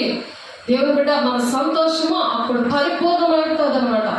అటువంటి సంతోషం, పరిపూర్ణమైన సంతోషం. చిన్న 2 నిమిషాల సంతోషం కోసం నువ్వు పాపం చేసి, శాపం చేసి నువ్వు నాకు వెళ్ళిపోకూడదండి. దేవుడు నిన్ను బహుగా ప్రేమించి చెప్తున్న విషయాలు. దేవుని బిడ్డ నేను ఎంతగానో ప్రేమించి దేవుడు చెప్తున్న విషయాలు.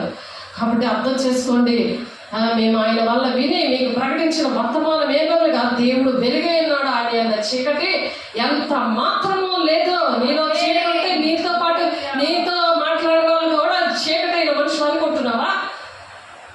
చీకటి మనుషులు అనుకుంటున్నావా? దేవుని బిడ్డలు పట్టుకొని అలా మాట్లాడకూడదు, అలా చూడకూడదు. జాగ్రత్త చెప్తాడు. మేము ఆయన వల్ల విని మీకు ప్రకటించిన వర్తమానం ఏదనగా దేవుడు వెలుగై ఉన్నాడు. వాళ్ళు సంపూర్ణమైన సంతోషంతో ఉంటారు. ఎన్ని బాధలున్నా, ఎన్ని కష్టాలున్నా, ఎలా ఉన్నా సరే వాళ్ళు సంతోషంగా ఉంటారు. ఆ సంతోషమే సంపూర్ణమైన సంతోషం. దేవుడు అలాగే సంతోషపడ్డాడు. తండ్రి చిత్త నెరవేర్చడమే నాకు ఆహారమే ఉందని నీ సంతోషంగా ఉన్నాడు. ఈ భూలోకాలు 3.5 సంవత్సరాలు వచ్చి ఆయన ప్రకటించిన వార్తిది దేవుని బిడ్డ. కాబట్టి ఇక్కడ సామెతల గ్రంథంలో ఒక మాట ఉంటుంది, చూడండి, ఒకసారి చూడండి దేవుని బిడ్డలారా. అలాగే ఈ దేవుని మాటలు లేనప్పుడు వాళ్ళు ఎలాగుంటారంట, ఎలాంటి బోధకుల దగ్గర తిరుగుతూ ఉంటారంటే తెలుసా? సామెతలు 29వ అధ్యాయంలో ఉంది ఆ మాట. చూడండి, సామెతలు 28వ అధ్యాయము, సామెతలు 28వ అధ్యాయము. మనకు జీవనం కలిగించింది దేవుని మాటలే.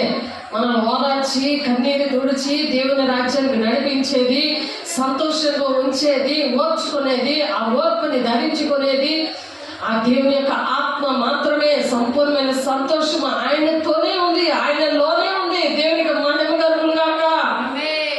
కాబట్టి సామెతలు 29వ అధ్యాయము ఒకసారి చూడండి దేవుని బిడ్డలారా. సామెతలు 29వ అధ్యాయము 18వ వచనము. అలాగా లేకపోతే నీ జీవితం ఎలా ఉంటుందో తెలుసా? దేవుని మాటలను పట్టించుకోకపోతే, అటువంటి మాటలను వినకపోతే, దేవోక్తి లేనివాడు జనులు, దేవోక్తి లేని ఎడల జనులు కట్టు లేక తిరుగుదురు. కట్లు వాళ్ళకి. అందుకే అడవి గాడిద, కంచరి గాడిద కోసం మనం నేర్చుకున్నాం. కట్లుండే వారికి అక్కడ కట్టబడి ఉన్న గాడిద ఉంది. గాడిద పిల్ల ఉన్నది. ఆ గాడిద పిల్ల మీద యేసయ్య కూర్చున్నారు. యెహోవా తండ్రి ఆ గాడిద మీద కూర్చున్నారు. తల్లి గాడిద మీద కూర్చున్నాడు. ఆయన ఆత్మస్వరూపే ఉన్నాడు. ఆయన అభిషేకించాడు. ఆ గాడిదకి ఎంత విలువ ఉంది. కట్టబడిన గాడిదలాగా మనకి దేవుడు ఆయన మోసుకొని వెళ్ళే గాడిదలాగా మనం ఉండాలి. దేవుని బిడ్డలారా, దేవోక్తి లేని జనులు కట్టు లేక తిరుగుదురు. ధర్మశాస్త్రం అనుసరించేవాడు ధన్యుడు. ధర్మశాస్త్రం అనుసరించకుండా ధర్మశాస్త్రం కొట్టువైపోయిందని సాతాను నీకు చెప్తుంటే, నువ్వు దేవుని ఆజ్ఞలు పాటించకుండా సాతాను చేతిలో ఉండి దానికి లొంగిపోయి దేవుడిని ఎదిరించేదానిగా నువ్వు తయారవుతున్నావు. దేవుని ఎదిరించే వాడిగా. దేవుడు ఎన్ని కార్యాలు నీతో చేసినా దాసుడు. కాబట్టి ఆ విధంగా మనం ఉండకుండా దేవోక్తి లేనివాడు జనులు కట్టులేక తిరుగుదురు, ధర్మశాస్త్రం అనుసరించేవాడు ధన్యుడు అంటున్నాడు. కాబట్టి సామెతలు 28వ అధ్యాయములో కూడా 18, 19 వచనాల్లో ఏంటంటే, సామెతలు 28, 18, 19 వచనాల్లో ఒకసారి చూడండి. సామెతలు 28, 18 వచనాల్లో, 18, 19 వచనాల్లో చూడండి. యథార్థముగా ప్రవర్తించేవాడు రక్షించబడును. యథార్థంగా ప్రవర్తించవరకు నీకు రక్షణను కాపాడుకుంటావు. లేకపోతే రక్షణ ఈరోజు అంతవరకు సాధించబడే రక్షణ పొందుకుంటాడని మరి మత్తయి 24:13 ఉంది. ప్రకటన 2:10 జీవ కిరీటం ఇస్తాను వాళ్ళకి అని ఉంది. అంతవరకు ఓర్చుకోవాలి, ఆ సహనాన్ని ధరించుకోవాలి. యథార్థంగా ప్రవర్తించేవాడు రక్షింపబడును. మూర్ఖ ప్రవర్తన గలవారు హఠాత్తుగా పడిపోతాడంటే, ఎప్పుడు పడిపోతావో తెలియదు. నువ్వు సాతాను ఒళ్ళో ధనం కోసమో లేకపోతే మనుషులకి లోబడిపోయే వ్యభిచారంతోనో నువ్వు సాతాను గడితో నువ్వు కలుసుకోనో, అపవిత్రమైనది నువ్వు ముట్టద్దంటే అటువంటి వాడు ముట్టుకొని నువ్వు స్నానం చేసి రా అని పిలవడం, అది అంతా కూడా అది ఎంతో పాపము. దేవుని బిడ్డలారా, తన పొలము సేద్యము చేసుకునే వారికి కడుపు నిండా అన్నము దొరుకును. తన పొలము నీ దేహం అనే పొలము అంతా కూడా నువ్వు సేద్యపరచుకోవాలి. దేవునికి ప్రతిష్ఠితంగా ఉంచుకోవాలి. నీ శరీరాన్ని, ఆత్మని పరిశుద్ధంగా ఉంచుకోవాలి. శరీరం పరిశుద్ధంగా అయిపోతే కాదు, ఆత్మ పరిశుద్ధంగా అవ్వినప్పుడే వాళ్ళు నీ మనుషులు అవుతారు. దెయ్యమాత్ముండి స్నానం చేసినా వేస్టే. అపవిత్రమైన ముట్టకూడదు. తన పొలము సేద్యము చేసుకునే వారికి కడుపు నిండా అన్నము దొరుకును. వ్యర్థమైన వాటిని అనుసరించే వారికి కలుగు పేదరికము ఎంత అంత కాదు. నీ పేదరికం ఎందుకు వస్తుందంటే, ఆ వ్యర్థమైన దాన్ని నువ్వు చేసినప్పుడు నీ పొలం అనే నీ దేహాన్ని, నీ హృదయాన్ని నువ్వు సేద్యపరచుకోలేదనుకో, ఆ పొలంలో విత్తనము వెంటనే అది మొలకెత్తాలి, ఫలించాలి, ఆ పండు కాయాలి. దానివల్ల నీ ఇంటికి ఆశీర్వాదం. నువ్వు పొలం, ఆ దేవుని బిడ్డలు ఒక పొలం లాంటి వారు. వాళ్ళలో వాక్యమైన విత్తం ఫలించాలి. ఆ వాక్య ప్రకారం నడవాలి. అది ఆ నడిచేది ఏంటంటే అభిషేకము, ఆ నడిచేది ఏంటంటే సమర్పణ, ఆ నడిచేది ఏంటంటే ఆత్మ శరీరము పరిశుద్ధత ఉన్నప్పుడు ఆ పొలమంతా సేద్యపరచబడుతుంది. ఆత్మ శరీరం 2 పరిశుద్ధంగా ఉండాలని ఉంది కదా 2 కొరింథీయులు 7:1. అవి అలాగ ఆత్మ శరీరం పరిశుద్ధపరచబడితే నీ పట్ల దేవుడికి ఎన్ని వాగ్దానాలు ఉన్నాయో, ఎన్ని ఆశీర్వాదాలు ఉన్నాయో అవన్నీ కూడా నెరవేర్చబడును గాక. అవేమి లేకుండా, పరిశుద్ధత లేకుండా దేవుడు చూడలేడంటే వాగ్దానాలు ఇంకేం నెరవేరుతాయి చెప్పండి?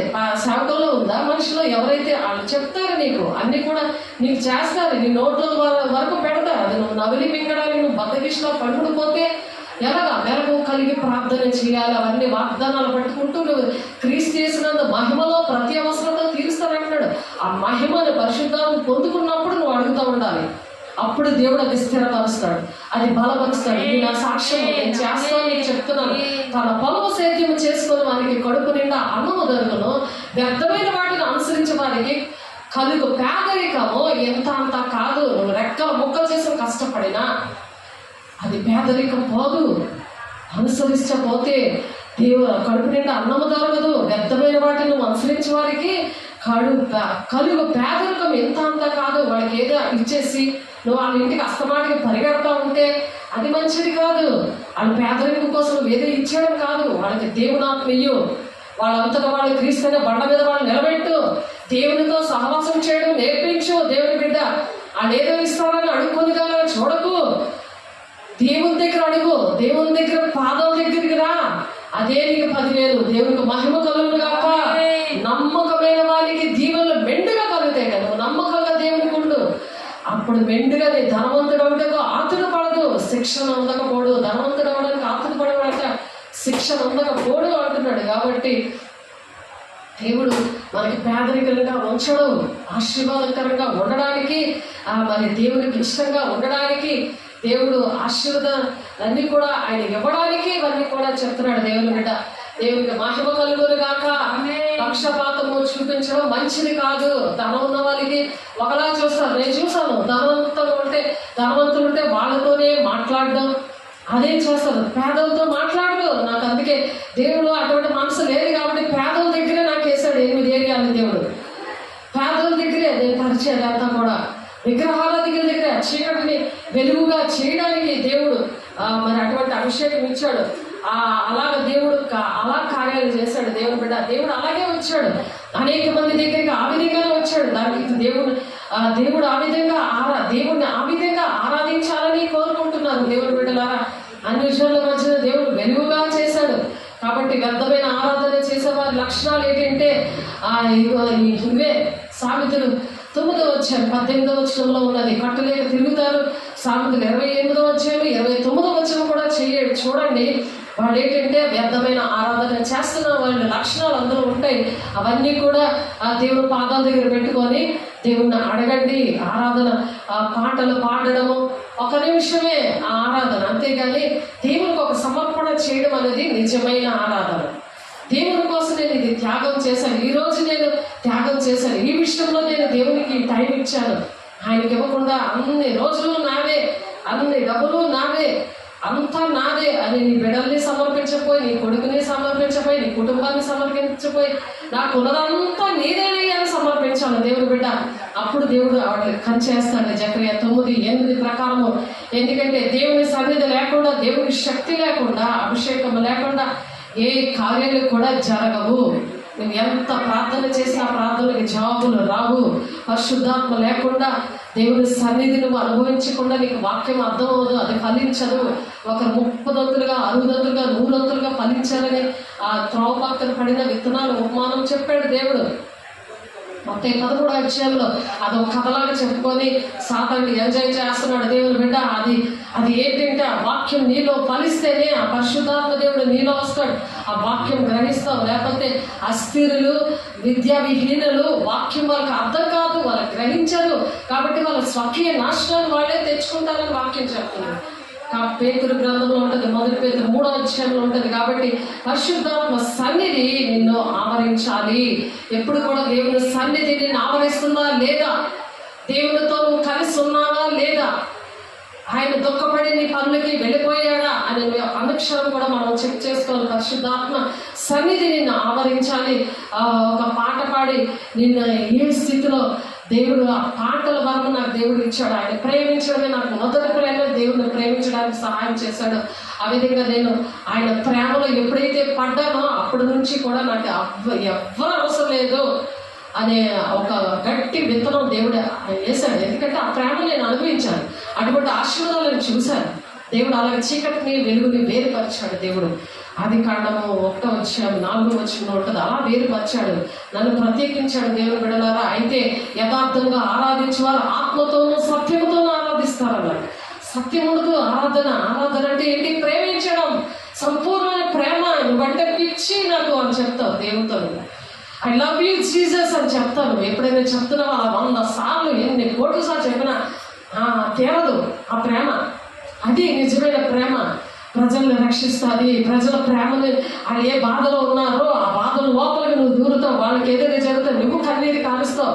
కాబట్టి యోహాను 4:23 ఉన్న అయితే యథార్థంగా ఆరాధించేవారు ఆత్మతో సత్యంతో ఆరాధిస్తారు. వాళ్ళకి డప్పులు కొడితే గెత్తడం కాదు, డప్పులు కొట్టడము, 10 పాటలు పాడితే నాకు ఆత్మ వస్తుంది, నేను ఆత్మలో ఎదగలేకపోయినాడని దెయ్యం మాటలు ఆడరాళ్ళు. ఒక్క పాట పాడితే కాదు చాలు, దేవుని ఆత్మతో నింపబడిన వాళ్ళు కన్నీరు వస్తుంది, వేదన వస్తుంది, దుఃఖం వస్తుంది. లేకపోతే నీకు దేవుని ఆత్మ, నువ్వు ఆత్మతో సత్యంతో నువ్వు ఆరాధించవు. ఎప్పుడు ఆత్మ నువ్వు ఆరాధనలే ఏది నువ్వు సమర్పించుకోవు, అన్నీ నావే నావే నావే అనుకుని ఉంటుంటావు. వ్యర్థమైన ఆరాధన దగ్గరికి వెళ్ళి నువ్వు ఏదైనా అక్కడ ఇచ్చేసి నేను ఒక దగ్గర టిఫిన్ తిని ఇంకో దగ్గర బిల్లు కట్టేసినట్టు వాళ్ళు చేస్తారు. చేయకూడదు నుండి వాక్యం ఆ దశలోనికే పత్రికలోని. కాబట్టి ఎలా ఉంటున్నావో ఒకసారి ఆలోచించండి. ఈ వాక్యాలన్నీ చాలాసార్లు మీకు వాట్సాప్ పెట్టడం అయింది, మరి వాక్యాలు చూడడం అయింది, పర్సనల్గా మీతో మాట్లాడడం అయింది. కాబట్టి సత్యముతోనూ తండ్రిని ఆరాధించే కాలము వచ్చుచున్నది, అది ఇప్పుడే వచ్చి ఉన్నది అంటున్నాడు అక్కడ యోహాను సువార్త 4:23 ఆయన ఆత్మతోనూ సత్యముతోనూ ఆరాధించే కాలము ఇప్పుడే వచ్చి ఉన్నది అంటున్నాడు. కాబట్టి అది ఇప్పుడే, ఈ దినమే దేవా నేను ఆత్మతో సత్యంతో నేను ఆరాధిస్తాను, నీకు ఇష్టంగా ఉంటానని తను ఆరాధించేవారు అట్టివారే కావాలని తండ్రి కోరుకుంటున్నాడు. ఆత్మతో సత్యంతో ఆరాధించాలి. నీకు ఆత్మ లేకుండా నువ్వు ఆరాధిస్తే ఆ పాట నీకు ఎక్కదు బుర్రలోకి. ఆ పాట నువ్వు ప్రేమించే వాళ్ళతో ఎలాగ నువ్వు ఉంటావు. అలా నువ్వు పాట పాడలేదు, పాట పాడుతుంటే నీకు కన్నీరు రాదు, నువ్వు దేవుని మాటలు చెప్తుంటే నీకు కన్నీరు రాదు, ఒక వేదన దుఃఖము రాదు. ఇతరులు పాపం చేస్తుంటే నేను ఒంట్లో దుఃఖం వస్తుంది, అయ్యో నశించిపోతున్నారు ప్రభా, నేను అలా రక్షించాలి ప్రభా, నీకు వేదన రాదు.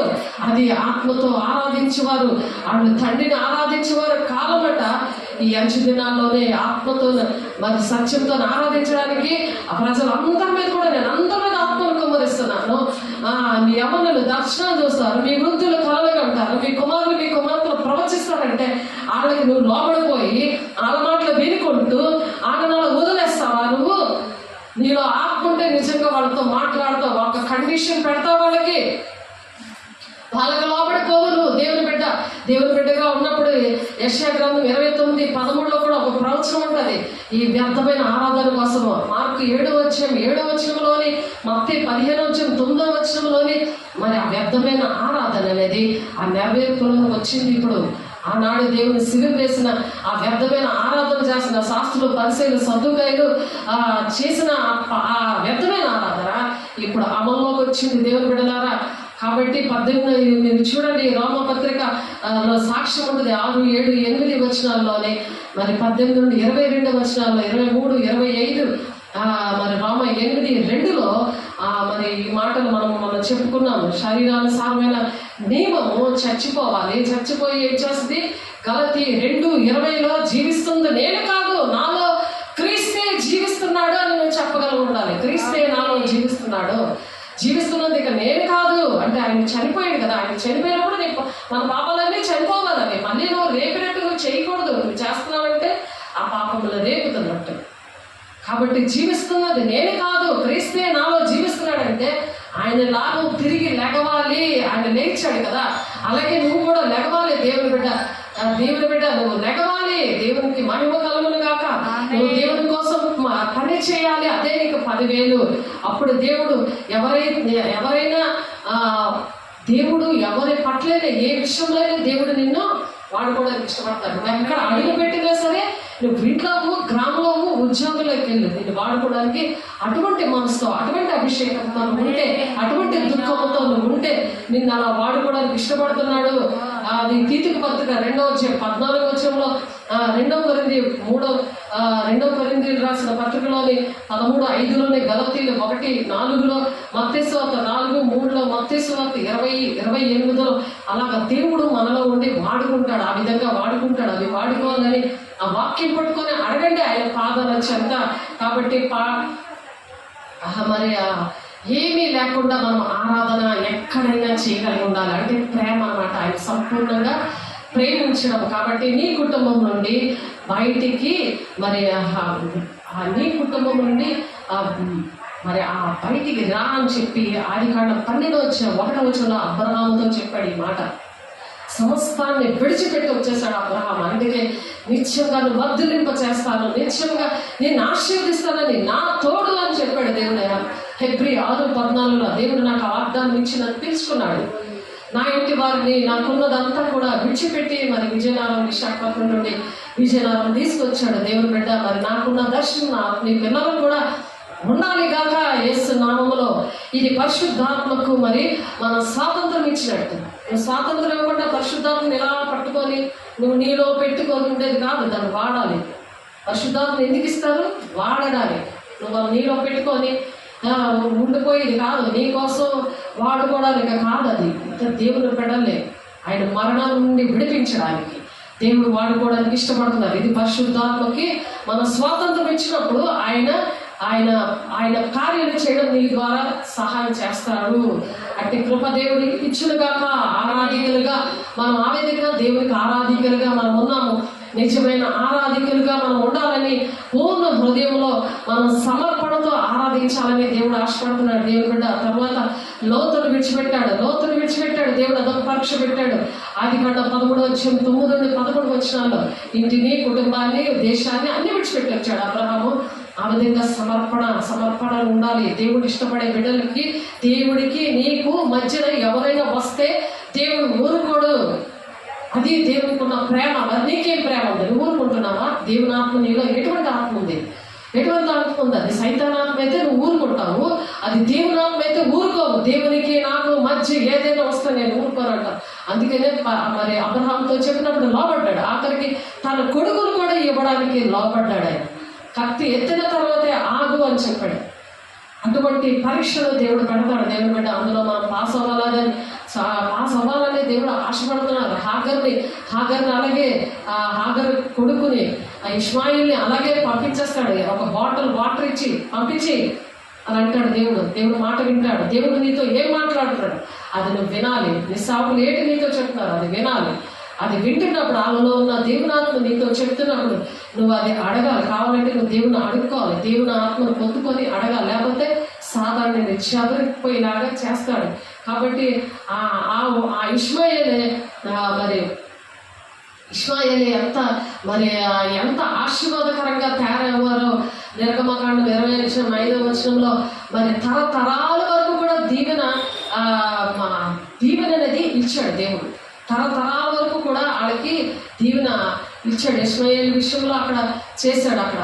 కాబట్టి మరి ఎందుకు అబ్రహాం గురించి ఉన్నతమైన ప్రణాళిక కలిగి ఉన్నాడు. నీ కోసం నా కోసం దేవుని బిడ్డ ఒక ఉన్నతమైన ప్రణాళిక కలిగి ఉండే కొన్ని వద్దు అని చెప్తూ ఉంటాడు. కాబట్టి అబ్రహాము ద్వారా భూలోక వంశములన్నీ కూడా ఆశీర్వదించబడాలని దేవుడు ఆశ కలిగి ఉన్నాడు. నీ పట్ల నా పట్ల ఏ ఆశీర్వాదము రావాలని దేవుడు ఒక ఆశ కలిగి ఉన్నాడు. ఆదికాండం 12:3 వచనంలో ఉంటుంది. నా మనసులో కానీ నా ఆలోచనలో కానీ దేవుని చిత్తాన్ని నా పట్ల దేవునికి ఉన్న ప్రణాళికకు ఎవరు ఆటంకంగా ఉండకూడదు అని చెప్పేదే అసలైన ఆరాధన అన్నమాట. అది ఆరాధన అంటే అది ఆయన ప్రేమిస్తున్నప్పుడు ఎవరు కూడా నాకు అడ్డంగా ఉండకూడదు. ఆయన ప్రణాళిక ఎందుకు అలా ఉండాలంటే తండ్రి చిత్తం నెరవేరిస్తేనే దేవుని రాజ్యానికి వెళ్తాం. మొత్తం 7:21 ఉంటుంది. తండ్రి చిత్తాన్ని మనం ఆ విధంగా నెరవేర్చాలని దేవుడు ఆశపడుతున్నాడు. దేవుడు బిడ్డ ఇష్మాయేలు ఎలా ఆశీర్వదించాడు, గల్ఫ్ దేశంలో అరబ్ దేశంలో ఉన్న వాళ్ళందరూ ఎలాగా ఆశీర్వదించబడ్డారో, అబ్రహాముకు, ఇస్సాకు, ఆగరుకు ఇవన్నీ ఆశీర్వాదాలు వచ్చే. ఆయన ప్రేమించేవారు అలా చేస్తారు. ఆయన ప్రేమించేవారు ఏదైనా చేస్తారనమాట. దేనికైనా దేవుని కోసం నిలబడతారనమాట. దేవునికి నువ్వు ఇస్తే 1000 రూపాయలు ఇస్తాడు, 10 రూపాయలు ఇస్తాడు. దేవుడు నీకు 1000 రూపాయలు 1000 రెట్లు నేను ఆశీర్వదిస్తాడు. దేవుడి కోసం ఏ చిన్నదే త్యాగం చేసినా నీకు 1000 రెట్లు ఇస్తానని చెప్తున్నాడు. మత్తయి 14:17-20 వచనాల్లో మరి ఆ 2 రొట్టెలు 5 చేపలు అలాగే ఆశీర్వదించాడు. దేవుడి బిడ్డ ప్రతిదీ మనకు వాక్యం ఉంది. ఆరాధకులుగా మనం ధనవంతులుగా అవుతాం. అలాగా ఆరాధకులుగా ఉన్నప్పుడు ఒకసారి రాజమండ్రి వెళ్ళడానికి ఒక సుశీల ఒక పాస్టర్ గారు నన్ను కారులో తీసుకెళ్ళింది. ఆవిడ ఏంటంటే మరి ఆ విధవరాలకి గట్ట 100 రూపాయలు కాలుకి ఇచ్చి తను చేసేది ఉద్యోగం చేస్తూ కొంతకాలానికి వస్తువులు తీసేయమన్నాడు ఆవిడకి. కొంతకాలం ఏమిటి ఉద్యోగం వదిలేయమన్నాడు ఆవిడకి. మరి నేను నా పరిచర్యని నన్ను చూసింది, నన్ను తీసుకెళ్ళింది. అక్కడ ఆవిడ మెసేజ్ చెప్పింది. లాస్ట్లో నాకు మెసేజ్ చెప్పడానికి నాకు టైం ఇవ్వలేదు. కానీ ఆమె ఏం చేసిందంటే, ఇదిగో పాస్టర్ గారు వచ్చారు, మీరు ప్రార్థన చేయించుకోండి, దేవుని అభిషేకంతో ఉండి మీరు ఏ బాధలు ఉన్నారో, ఏ ప్రేయర్ పాయింట్లో ఉన్నారో రండి అని ప్రార్థన చేయడానికి పిలిస్తే ఆవిడ ప్రార్థన చేయకపోయినా ప్రార్థన ఇలా చేసేసరికి ఎవరైతే ఆత్మ దాహంతో ఉన్నారో వాళ్ళు దేవుని ఆత్మతో నింపబడ్డారు, బలంగా నింపబడ్డారు వాళ్ళు. మరి కొంతమంది ఆ స్వస్థతలు వచ్చాయి, కొంతమంది ఇంటికి పిలిచినప్పుడు అనేక మంది ఆ స్వస్థతలు పొందుకున్నారు. అక్కడ ఏ వాక్యం చెప్పాలో, వాళ్ళకి ఎలా ఓదార్చాలో వాక్య స్వరూపైన దేవుడు వాళ్ళతో మాట్లాడారు. నేనేమి సిద్ధపడలేదు. దేవుడు ఎలాగ వాడుకుంటారో ఒక సాక్షిగా నన్ను నిలబెట్టాడు కాబట్టి మీకు చెప్పాలి. కాబట్టి అక్కడ మళ్ళీ ఆవిడ జలసే ఫీల్ అయిపోయింది. చాలా నన్ను చూసి చాలా కుళ్ళు అనేది వచ్చేసింది ఆవిడకి. మనం రెండోసార్లు పిలవలేదు. కానీ రిటర్న్ మేము మళ్ళీ ఇంటికి నేను వచ్చినప్పుడు నన్ను కారుతో ఇంటికి దింపింది రాజమండ్రి. అక్కడికి కారు దింపేసరికి మా ఆయనకు ఒక కళ వచ్చింది. ఏంటంటే ఒక పెద్ద వ్యాన్లో ఆ చెరుకుల గడలతో నింపబడిన ఆ పెద్ద వ్యాన్ నిండా చెరుకుగడ్డే అవన్నీ మోసుకొని వస్తున్నారు ఇంటికి. పనులందరూ మోసుకొని నెత్తి మీద పెట్టుకొని మోసుకొని వచ్చి ఇంటిలో పెడుతున్నారు. చెరుకుగడలు వచ్చి పెద్ద గడలు, మంచి లావుగా చక్క బలంగా ఉన్న గడలు తెచ్చితే మా ఆయనకి నేను ఈ సాక్ష్యం చెప్పాను, నన్ను దేవుడు ఇలా వాడుకున్నాడు. ఆవిడేం డబ్బులేమి ఇవ్వలేదు, నాకు కానికేమి ఇవ్వలేదు. కానీ ఇచ్చేవాడు ఎవరు? ఆశీర్వాదం. ఇచ్చిన ఈ ఆశీర్వాదం ఎవరైనా దొంగలించగలరు? నా దగ్గర ఉన్న అభిషేకం కానీ నాకు ఇచ్చిన ఆశీర్వాదం కానీ ఎవరైనా తీసుకోగలరు? డబ్బులు ఎవరైనా తీసేసుకుంటారు.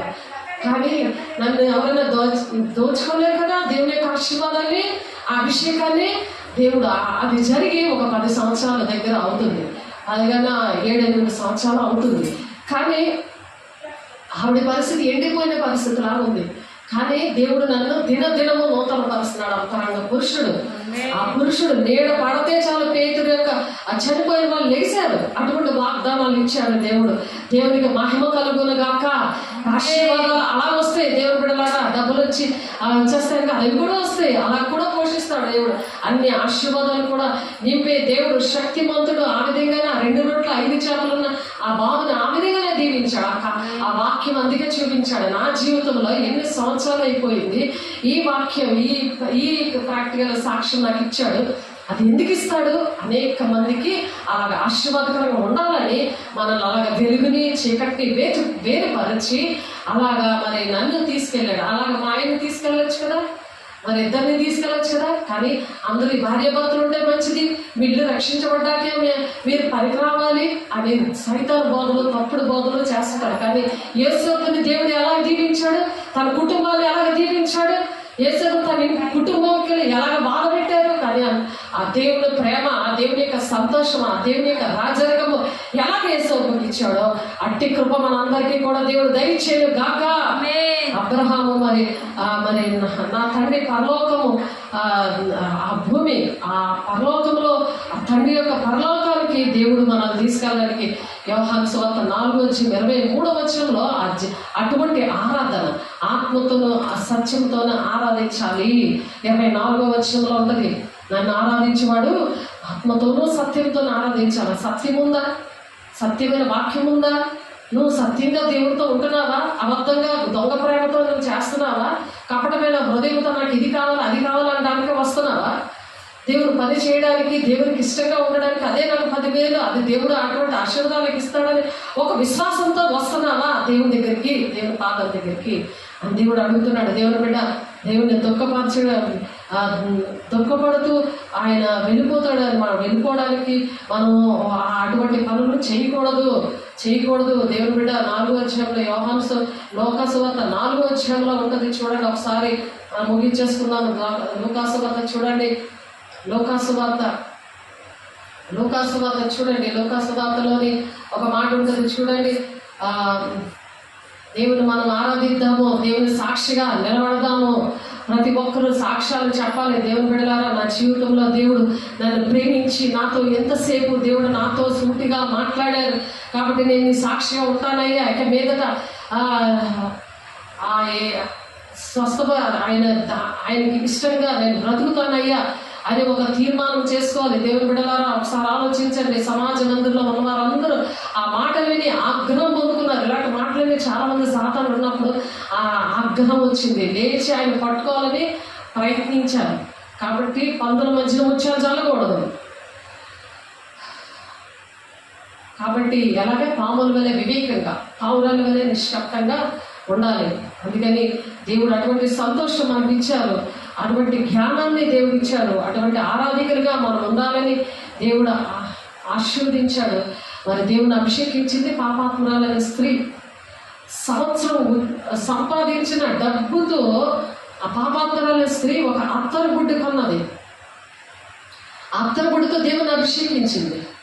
లూకాసు 7:36-47 చూస్తే అలాగా అక్కడ ఉన్న వాళ్ళు ఒక ముంత నీళ్ళు కూడా కాలు కొడుకోవడానికి ఇవ్వలేదు.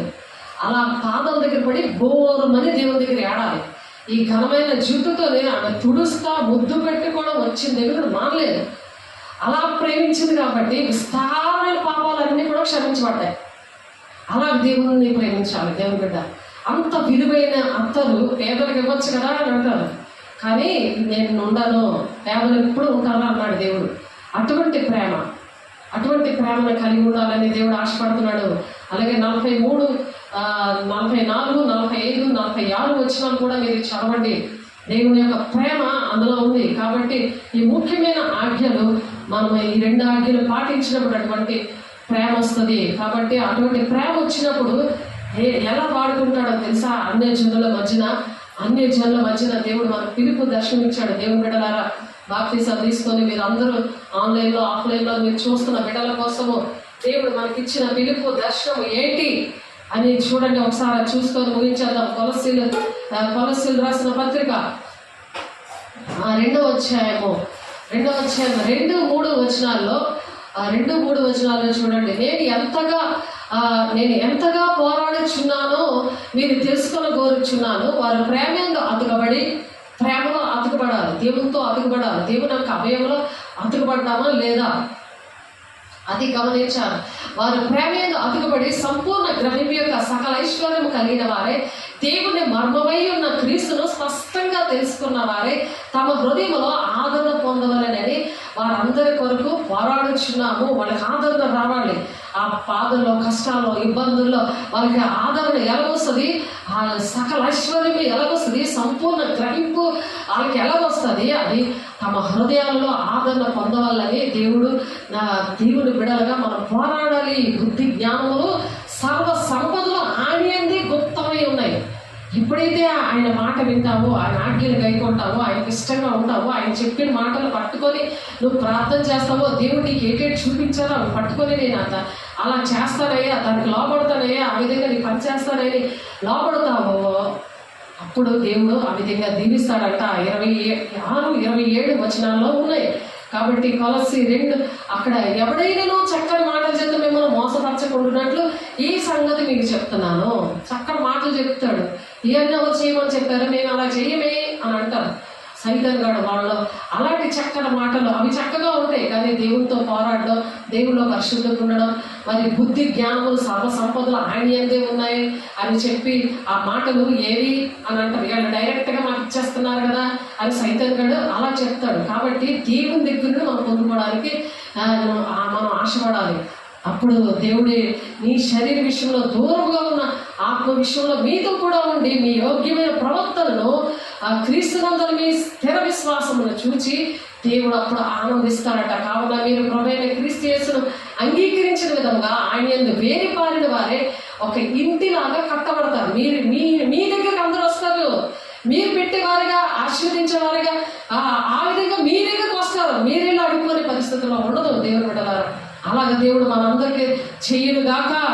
మీరు నేర్చుకున్న ప్రకారంగా విశ్వాసము స్థిరపరచు, కృతాసుతులు చెల్లించడం విస్తరించు ఆయన దుండడి నడుచుకోండి, ఆ విధంగా నడుచుకోండి అంటాడు. ఆయనను అనుసరింపక మనుషుల పారంపర్యాచారాలు అనగా ఈ లోక సంబంధమైన పాఠాలను అనుసరించి మోసకరమైన నిరర్ధకమైన తత్వజ్ఞానం చేత మిమ్మల్ని చెరపట్టుకొని పోవాడు ఎవడైనా ఉండదేమో అని జాగ్రత్తగా ఉండండి.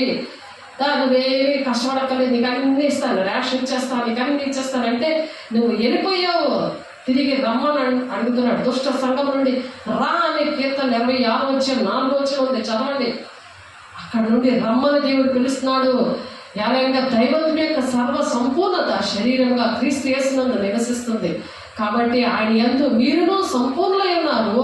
ఆయన సమస్తము ప్రధానులకు అధికారులకు శిరస్సే ఉన్నాడు. ప్రధానులుగా నిన్ను పెడతాడు, నీకు శిరస్సుగా ఉంటాడు. నీకు ఎవ్వరి మాట వినవేక, నీకు స్వతంత్రం ఇస్తాడు. ఎవరికి ఏది పెట్టాలో చెప్పాలో నిన్ను ఒక ఇల్లులా కడతానంటున్నాడు.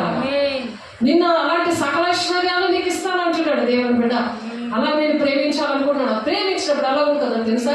కీర్తన 2:3 ఉంది కదా, ఎంతగా పోరాడుతున్నావు అన్ని జనులకు నీకు వెలుగుగా ఉంచుతాడు. యెషయా ప్రవక్త కూడా చెప్తున్నాడు. కాబట్టి మనం అలా ఉండాలని ఆ గోధుమ గింజ ఏంటంటే శరీరమైన విషయాలన్నిటి కోసం కూడా చచ్చిపోవాలి. శరీరానుసారమైన నియమం అంతా కూడా చచ్చిపోవాలి. ఆత్మ జీవింప చేస్తుంది. నేను శరీరము నీకు నిష్ప్రయోజనం ఉంటుంది. వాళ్ళ ధర్మశాస్త్రం లోబడరు, వారు లోబడ నేరాలు అని ఉంది. వారికి సమాధానం ఉండదు, సంతోషం ఉండదు, ఆరోగ్యం ఉండదు. కాబట్టి ధర్మశాస్త్రానికి లోబడేది, దేవుని మాటలకి సేవకులకి లోబడేది దేవుని ఆత్మ. కాబట్టి నువ్వు దేవుని ఎరుగుటియే నీకు నిత్య జీవం అంటున్నాడు. నువ్వు ఈ విధంగా దేవుని తెలుసుకుంటావా, నీకు నిత్య జీవం ఉంటుంది. లేకపోతే దేవుని రాజ్యం ఉండదు.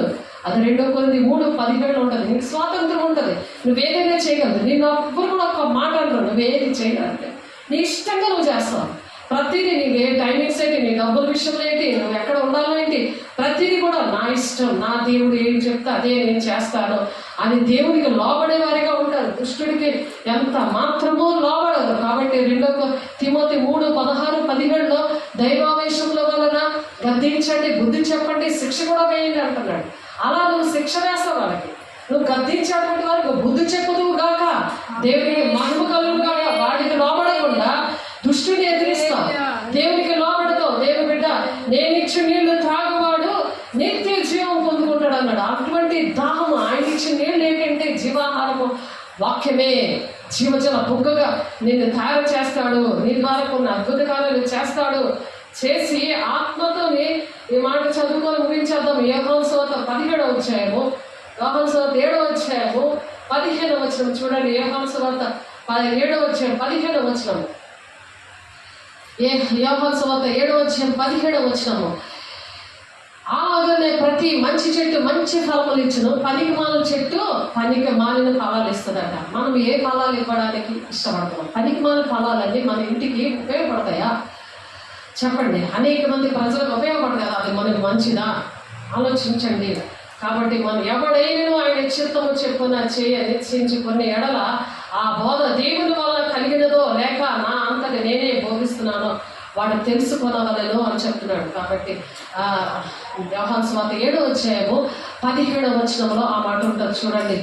యోహాను సువార్త అప్పుడు మొత్తం 7వ అధ్యాయం 17వ వచనంలో ఖాళీ ఫలాలు ఫలించకుండా మనం మంచి ఫలాలు ఫలించాలని దేవుడు చెప్తున్నారు. 7వ అధ్యాయం 17వ వచనం యోహాను సువార్త తీసి చూడండి.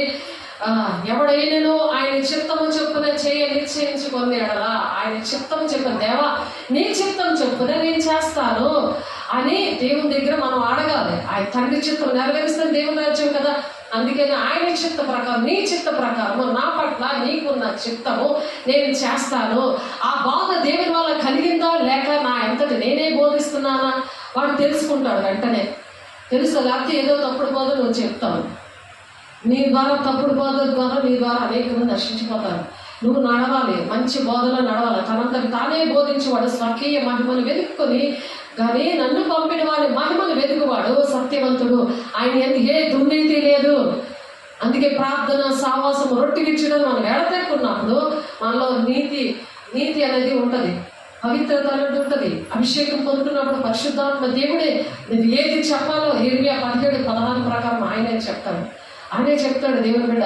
ఆయన చెప్తున్నప్పుడు ఆ బోధ కరెక్ట్గా నిన్ను రక్షిస్తుంది, నిన్ను నడిపిస్తుంది, నిన్ను దీవిస్తుంది. అట్టి కృపను దేవుడు అనుగ్రహించిన గాక. దేవునికి మహిమ కలుగును గాక. ప్రార్థన చేసుకుందాము. పరిశుద్ధుడా, ప్రేమగల దేవ, అభిషేకుడా, నీ కృపగల నామలో, నీ మహిమగల నామలో ప్రభా అయా నాయన నిన్ను ఆరాధించేవారు ఆత్మతోనూ సత్యముతోనూ ఆరాధించాలి. ఆ కాలము వచ్చి ఉన్నది, ఇప్పుడే వచ్చి ఉన్నది అని చెప్తున్నా ప్రభా. అయా అట్టి విధమైన ఆరాధన, త్యాగంతో కూడిన ఆరాధన, సమర్పణతో కూడిన ఆరాధన ద్వారా సంతోషము, సంపూర్ణమైన సంతోషము, అయా సంపూర్ణమైన ప్రేమ మాలో నింపబడుతుంది. నీ ప్రణాళిక, నీ చిత్తము మా పట్ల నెరవేర్చబడును గాక. అయా చేతులెత్తిన ప్రతి ఒక్క బిడలో కూడా అయా అట్టి కృపను మీరు దయచేస్తున్నారయ్యా, నీ మహిమతో నింపుతున్నారయ్యా. అదే మాకు 10,000 ప్రభా నా తండ్రి. అయా నా తండ్రి, నీ పాదాల చెత్త అయా ఇటువంటి సేవ ప్రతి ఒక్కరికి మతం కులం భేదం లేకుండా అందరినీ మేము ప్రేమిస్తున్నామయ్యా. అయా నీ మహిమను ప్రకటించడానికి మీరు ఇచ్చిన అభిషేకాన్ని వాడడానికి నాయన మేము స్వతంత్రం ఇస్తున్నామయ్యా. అయా నీకు వందనాలు, మీరు స్వతంత్రం మాకు ఇచ్చారు ప్రభా. అయా నా తండ్రి నాయన నువ్వు ఇచ్చిన ఆత్మను మేము వ్యర్థంగా అయ్యా మా తండ్రి నాయన అది నాయన మా కోసము కాదయ్యా, నీ కోసం వాడడానికి సహాయం దయచేయండి. నీవు ఇచ్చిన వరాలని నీ బిడ్డల కోసము వాడడానికి సహాయం దయచేయండి. అనేక మంది నశించిపోతుండగా వెతికి రక్షించడానికి అన్యజనులకి వెలుగుగా చేశానని నా తండ్రి మీరు ఇచ్చిన పిలుపు దర్శనం ప్రకారం వాడుకోండి, సహాయం దయచేయండి, నడిపించండి, మహిమ పొందుకోండి. సాక్షిగా ప్రతి ఒక్క బిడ్డని మా బిడ్డల్ని నిలబెట్టుకోండి, సహాయం దయచేయండి. అయా వాక్యం చూస్తున్న బిడ్డలందరినీ నాయన నూరంతలుగా ఫలవంతంగా నాయన ఫలింపు దయచేయండి, నడిపించండి. నీ ప్రణాళిక నెరవేర్చబడాలి గాక. ప్రతి ఆటంకాలు యేసు నామములో తొలగిపోవాలి గాక, మహిమగల నామములో తొలగిపోవాలి గాక, నీ శక్తి గల నామములో తొలగిపోవాలి గాక. నీ సాక్షిగా ప్రతి ఒక్కరిని నిలబెట్టుకోండి, జీవించండి, ఆశీర్వదించండి. నీ సాక్షిగా నిలబెట్టుకుంటందుకు మహిమ ఘనత ప్రభావం మీకే చెల్లిస్తూ యేసయ్య పరిశుద్ధ నామములో బ్రతిమలాడి వేడుకుంటున్నాము తండ్రి. ఆమేన్. తండ్రి యొక్క దీవెన, కుమారుని యొక్క కృప, పరిశుద్ధాత్మ యొక్క నిత్య సహవాసం సదా కాలము ప్రతి ఒక్కరికి కూడా మనందరికీ తోడైండి నడిపించును గాక. ఆమేన్. దేవుడికి మహిమ కలుగును గాక. God bless you. దేవుడు మిమ్మల్ని దీవించి ఆశీర్వదించును గాక. ఆమేన్.